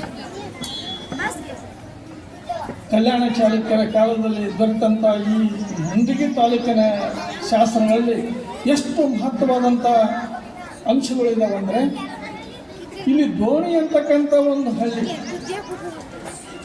ಇವತ್ತು ಭಾಳ ಈ ಪ್ರದೇಶ ಹಿಂದುಳಿದ ಪ್ರದೇಶ ಅಂತ ನಾವು ಕರಿತೀವಿ. ದೋಣಿನೂ ಹಿಂದುಳಿದ ಪ್ರದೇಶ ಅಂತ ಕರಿತೀವಿ. ಆದರೆ ದೋಣಿಯಂಥ ಊರಿನಲ್ಲಿ 6ನೇ ವಿಕ್ರಮಾದಿತ್ಯನ ರಾಣಿಯಾದಂಥ ಲಕ್ಷ್ಮಾದೇವಿ ದೋಣಿ ಮತ್ತು 18 ಅಗ್ರಹಾರಗಳನ್ನು ಆಕೆ ಆಳ್ತಾ ಇದ್ದು ಅಂತ ಆ ದೋಣಿ ಶಾಸನದಲ್ಲಿ ಬರುತ್ತೆ. ಮಾಸವಾಡಿ 140 ನಾಡಿನ ಕೆಲವು ಹಳ್ಳಿಗಳನ್ನು ಮತ್ತೊಬ್ಬ ಅಧಿಕಾರಿ ಆಳ್ತಾ ಇದ್ದಂತಕ್ಕಂಥ ಮಾತು ಬರುತ್ತೆ. ನೋಡಿ, ಯಾರಕ್ಕೆ 6ನೇ ವಿಕ್ರಮಾದಿತ್ಯನ ಸುಮಾರು 25 ರಾಣಿಗಳಲ್ಲಿ ಒಬ್ಬ ರಾಣಿ ಆಕೆಯನ್ನು ಪಿರಿಯ ಅರಸಿ ಅಂತ ಕರೀತಾರೆ. ಪಿರಿಯ ಅರಸಿ, ಹಿರಿಯ ರಾಣಿ. ಆದರೆ ಈಗ ಹಿರಿಯ ರಾಣಿ ಆಗಿದ್ಲು, ಪಟ್ಟದ ರಾಣಿ ಆಗಿದ್ಲು, ಈ ಒಂದು ಚಿಂತನೆ ಮತ್ತೊಂದು ಕಡೆ ಬರುತ್ತೆ. ಆದರೆ ಹಿರಿಯ ರಾಣಿ ಆಗಿದ್ಲು ಅನ್ನೋದು ಒಂದು. ಆಕೆನಾದರೂ ಪಟ್ಟದ ರಾಣಿ ಆಗಿದ್ದರೆ ಆಕೆ ಮಕ್ಕಳಾಗಿದ್ವು ಅಂತರ್ಕೆ ಪಟ್ಟದ ರಾಣಿ ಅಂತ ಕರಿತಾ ಇದ್ರು. ಆದರೆ ಪಿರಿಯ ಅರಸಿ ತಕ್ಕಿ ಹಿರಿಯ ರಾಣಿಗೆ ಮಕ್ಕಳಾಗಿದೆಯಲ್ಲ, ಆ ಹಿನ್ನೆಲೆಯಲ್ಲಿ ನಾವು ಪಿರಿಯ ಮತ್ತು ಪಟ್ಟದ ರಾಣಿ ಬಗ್ಗೆ ಕೆಲವು ಸಂಶೋಧನಾ ತಿಳುವಳಿಕೆಗಳನ್ನು ಇಲ್ಲಿ ನೆನಪು ಮಾಡಬೇಕಾಗುತ್ತೆ ಅಷ್ಟೆ. ಯಾಕಿದು ಮಹತ್ವದ್ದು? 6ನೇ ವಿಕ್ರಮಾದಿತ್ಯ 50 ವರ್ಷ ಆಳ್ವಿಕೆ ನಡೆಸಿದ, ಕಲ್ಯಾಣ ರಾಜಧಾನಿಯನ್ನಾಗಿ ಮಾಡಿಕೊಂಡಿದ್ದ. ಅದು ಕಲ್ಯಾಣಪುರ ಅಂತ ಕರೀತಿದ್ರು. ಅದು ಬೀದರ್ ಡಿಸ್ಟ್ರಿಕ್ಟ್ನಲ್ಲಿದೆ. ಆತನ ಆಳ್ವಿಕೆಯ ಆಡಳಿತ ವ್ಯವಸ್ಥೆಯಲ್ಲಿ 3 ರೀತಿಯ ಒಂದು ವ್ಯವಸ್ಥೆ ಇತ್ತು. ಒಂದು ಕೇಂದ್ರೀಯ ಆಡಳಿತ, ಎರಡನೇದು ಪ್ರಾಂತೀಯ ಆಡಳಿತ, ಮೂರನೇದು ಸ್ಥಳೀಯ ಆಡಳಿತ ಅಂತ ವ್ಯವಸ್ಥೆ ಇತ್ತು. ಸುಂಕಾಧಿಕಾರಿ ಅಂತಕ್ಕಂಥವನು ಕೇಂದ್ರ ಆಡಳಿತ ವ್ಯವಸ್ಥೆಯಲ್ಲಿದ್ದಂಥವನು ಈ ಭಾಗದಿಂದ ಆಳ್ತಾ ಇದ್ದ ಅನ್ನೋದು ಇದೇ ಮುಂಡ್ರಿಗಿ ಪ್ರದೇಶದಿಂದ, ಈ ಡಂಬಳ ಗೂಡಿ ಇದರಿಂದ. ಈ ಲಕ್ಷ್ಮೀದೇವಿ ಈ ಭಾಗದಿಂದ ಆಳ್ತಾ ಇದ್ಲು. ಸಾಮಾನ್ಯವಾಗಿ ಅವನ ರಾಣಿಯರನ್ನು ಹೆಚ್ಚಾಗಿ ಎಲ್ಲಿ ಅಗ್ರಹಾರಗಳಿರುತ್ತಿದ್ವು ಆ ಒಂದು ಅಗ್ರಹಾರಗಳಿಗೆ ಆತ ನೇಮಕ ಮಾಡ್ತಿದ್ದ. ಅವುಗಳಿಂದ ಆಡಳಿತ ನಡೆಸ್ತಿದ್ದ. ಮನೆಯಲ್ಲಿ ಸವತಿ ಮಹೋತ್ಸವ ಯಾವುದೋ ಬಂದು ಜಗಳ ಆಡ್ಕೊಂಡು ಕೂಡಬಾರ್ದು ಅಂತೇಳಿ. ಹಾಗಾದ್ರೆ ಈ ಲಕ್ಷ್ಮೀದೇವಿ ಈ ಗೋಣ ಪ್ರದೇಶಕ್ಕೆ ಯಾಕೆ ಬಂದು? ಏನು ಅಂದ್ರಲ್ಲ, ಲಕ್ಷ್ಮೀದೇವಿ ಇಲ್ಲೇ ಹುಟ್ಟಿ ಬೆಳೆದ್ರೇನು, ಆಕೆ ತಂದೆ ತಾಯಿ ಇಲ್ಲೇ ಇದ್ರೇನು? ಇದ್ರ ಬಗ್ಗೆ ಚಿಂತನೆ ಮಾಡಿದಾಗ ಆಕೆ ಬೇರೆ ಕಡೆ ಇದ್ಲು, ಆಮೇಲೆ ಇಲ್ಲಿ ನೇಮಕವಾಗಿ ಇಲ್ಲಿ ಈ ಕಡೆ ಬಂದು ಅಂತಕ್ಕಂಥ ಒಂದು ಅಭಿಪ್ರಾಯ ಇದೆ. ಆದರೂ ಈ ಬಗ್ಗೆ ನಾವು ಹೆಚ್ಚಿನ ಸಂಶೋಧನೆಗೆ ಮಾಡಿರ್ತಕ್ಕಂಥ ಅವಶ್ಯಕತೆ ಇದೆ. ಇನ್ನು ಎರಡನೇದು, ಈ ಮಾಸವಾಡಿ 150 ಒಂದು ನಾಡು, ಈ ನಾಡಿನ 5 ಹಳ್ಳಿಗಳನ್ನು, ಪಂಚಗ್ರಾಮಗಳನ್ನು ಒಬ್ಬ ಸಾಮಂತ ಆಳ್ತಾ ಇದ್ದಂತ ಬರುತ್ತೆ. ಇದು ಸಹಿತ ವಿಶೇಷವಾದದ್ದು. ಸಾಮಾನ್ಯವಾಗಿ ಹೆಚ್ಚಿನ ಅಧಿಕಾರಿಗಳು ಮಾಸವಾಡಿ ನಾಡಿನ 140 ಹಳ್ಳಿಗಳನ್ನು ಮೊದಲು ಮಾಡಿ ಆಳ್ತಾ ಇದ್ದರೆ, ಆದರೆ ಒಂದು ಶಾಸನದಲ್ಲಿ ಒಬ್ಬ ಸಾಮಂತ ಅಧಿಕಾರಿ ಇದರಲ್ಲಿ ಪಂಚಗ್ರಾಮಗಳನ್ನು ಆಳ್ತಾ ಇದ್ದ. ಇದರಲ್ಲಿರ್ತಕ್ಕಂಥ ಅನ್ನೋದು ಇದು ಒಂದು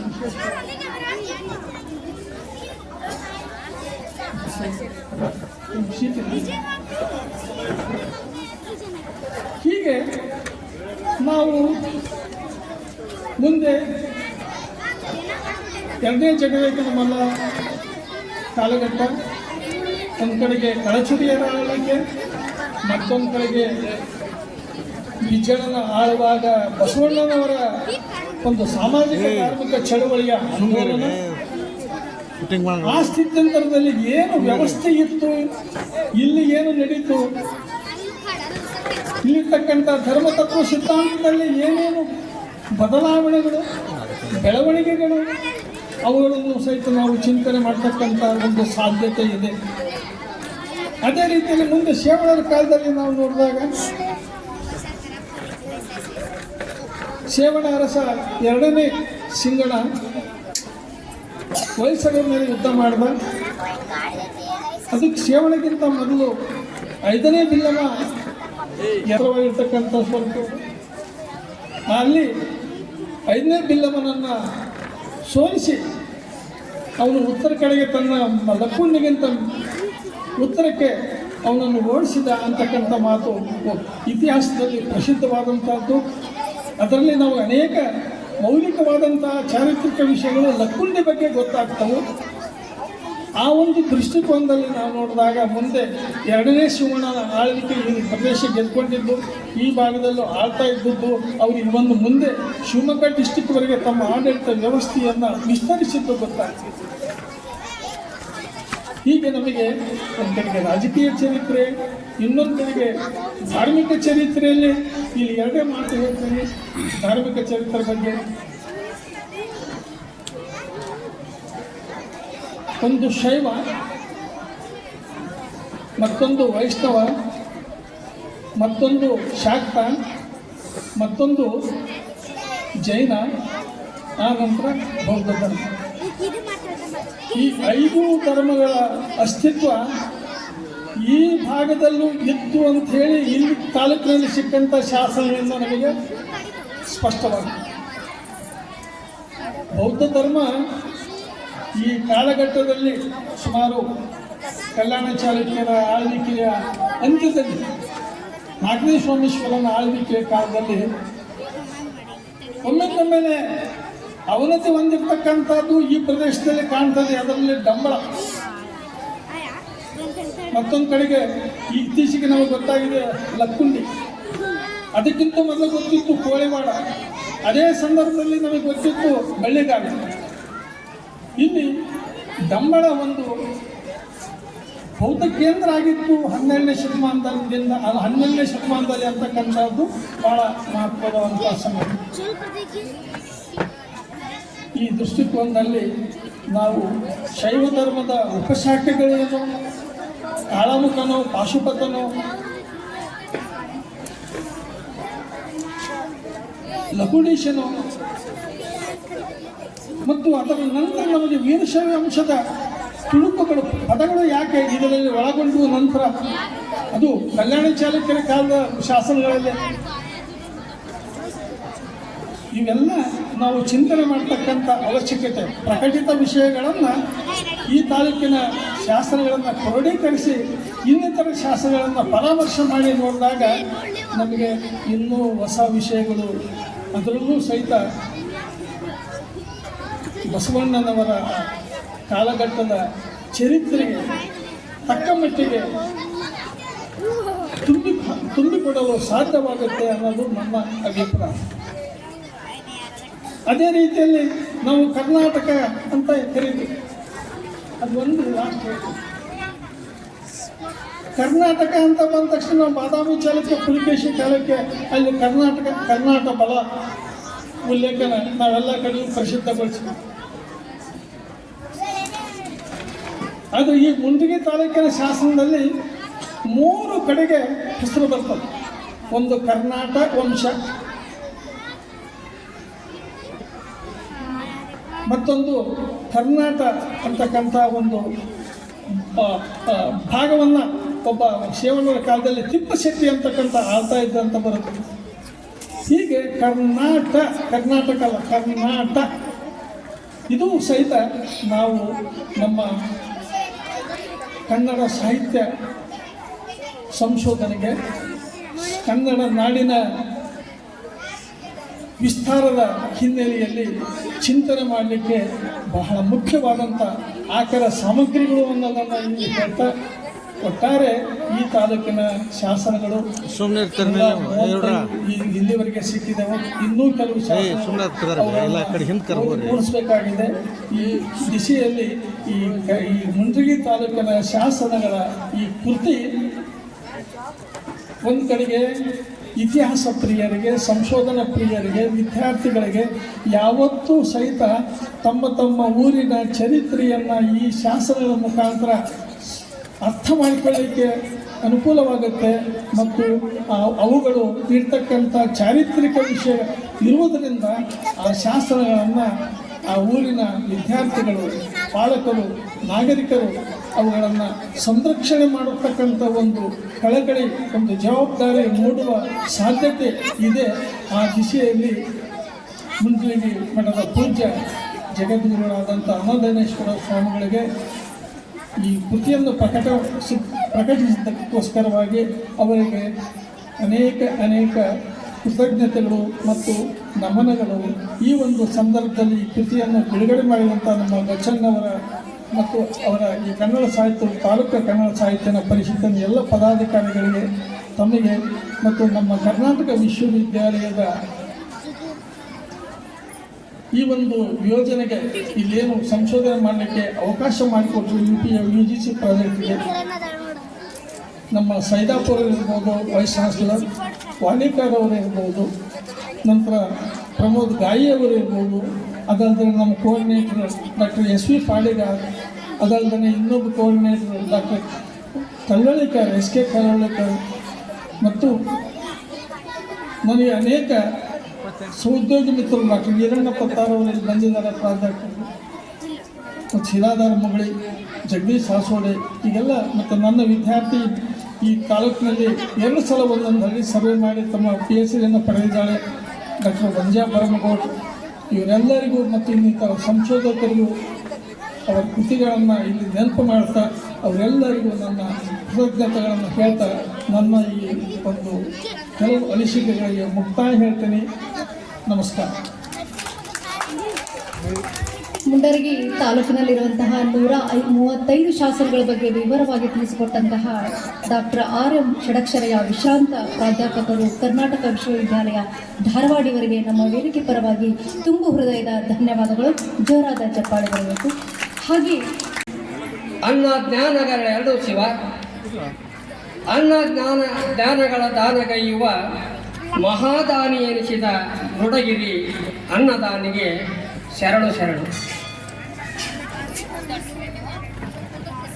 ಶ್ರೀ ಜಗದ್ಗುರು ಅನ್ನದಾನೀಶ್ವರ ಶಿವಯೋಗಿಗಳ 156ನೇ ಜಾತ್ರಾ ಮಹೋತ್ಸವ ಸಮಿತಿ ಹಾಗೂ ಮುಂಡರಗಿ ತಾಲೂಕಾ ಕನ್ನಡ ಸಾಹಿತ್ಯ ಪರಿಷತ್ತಿನ ಸಹಯೋಗದಲ್ಲಿ ಜರುಗುತ್ತಿರುವಂಥ ಸಾಹಿತ್ಯ ಸಮಾವೇಶ, ಗುರುವಂದನೆ, ಗ್ರಂಥ ಬಿಡುಗಡೆ ಮತ್ತು ನೂತನ ಶ್ರೀ ಜಗದ್ಗುರು ಅನ್ನದಾನೀಶ್ವರ ಕನ್ನಡ ಸಾಹಿತ್ಯ ಭವನಕ್ಕೆ ದೇಣಿಗೆ ಕೈದಂಥ ದಾನಿಗಳಿಗೆ ಗೌರವ ಸನ್ಮಾನ ವೈಶಿಷ್ಟ್ಯಪೂರ್ಣ ಈ ಸಮಾರಂಭದ ಅಧ್ಯಕ್ಷತೆಯನ್ನು ವಹಿಸಿರುವಂಥ ಸಾಹಿತಿಗಳೂ ಆಗಿರುವಂಥ ಸನ್ಮಾನ್ಯ ಶ್ರೀ ಬಸವರಾಜ ಗಣಪ್ಪನವರೇ,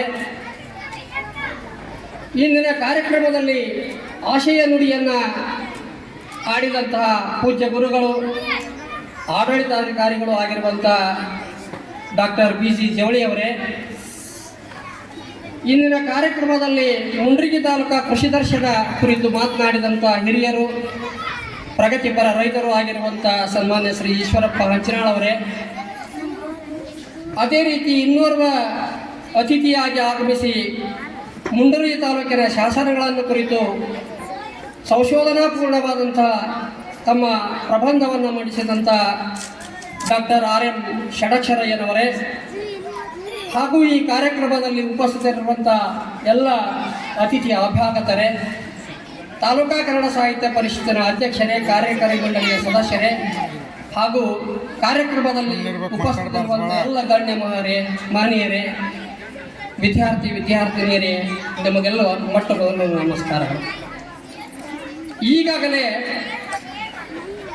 ಮುಂಡರಗಿ ತಾಲೂಕಾ ಶಾಸನಗಳನ್ನು ಕುರಿತು ಮಾತನಾಡಿದಂಥ ಸನ್ಮಾನ್ಯ ಷಡಕ್ಷರಯ್ಯನವರು ನನ್ನ ಸಂಸ್ಕೃತಿ ಎನ್ನುವಂಥ ವಿಷಯವನ್ನು ಕುರಿತು ಅರ್ಧದಷ್ಟು ಸರಳೀಕರಣವನ್ನು ಬಳಸಿದ್ದಾರೆ. ಅಂದರೆ ಆಯಾವ ಸಂದರ್ಭದಲ್ಲಿ ಶಾಸನಗಳಲ್ಲಿ ಉಕ್ತವಾಗಿರುವಂಥ ನಮ್ಮ ಮುಂಡರಗಿ ತಾಲೂಕಿನ ಪ್ರಾಚೀನ ರಾಜಕೀಯ ಸ್ಥಿತಿಯನ್ನು ಅವರು ಹೇಳುವಾಗ ನಾನು ಮಂಡಿಸಬೇಕಾದಂಥ ವಿಷಯಗಳು ಕೂಡ ಅಲ್ಲಿ ಈಗಾಗಲೇ ಚರ್ಚಿಸಲ್ಪಟ್ಟಿವೆ. ಆ ಹಿನ್ನೆಲೆಯೊಳಗೆ ಸಂಸ್ಕೃತಿ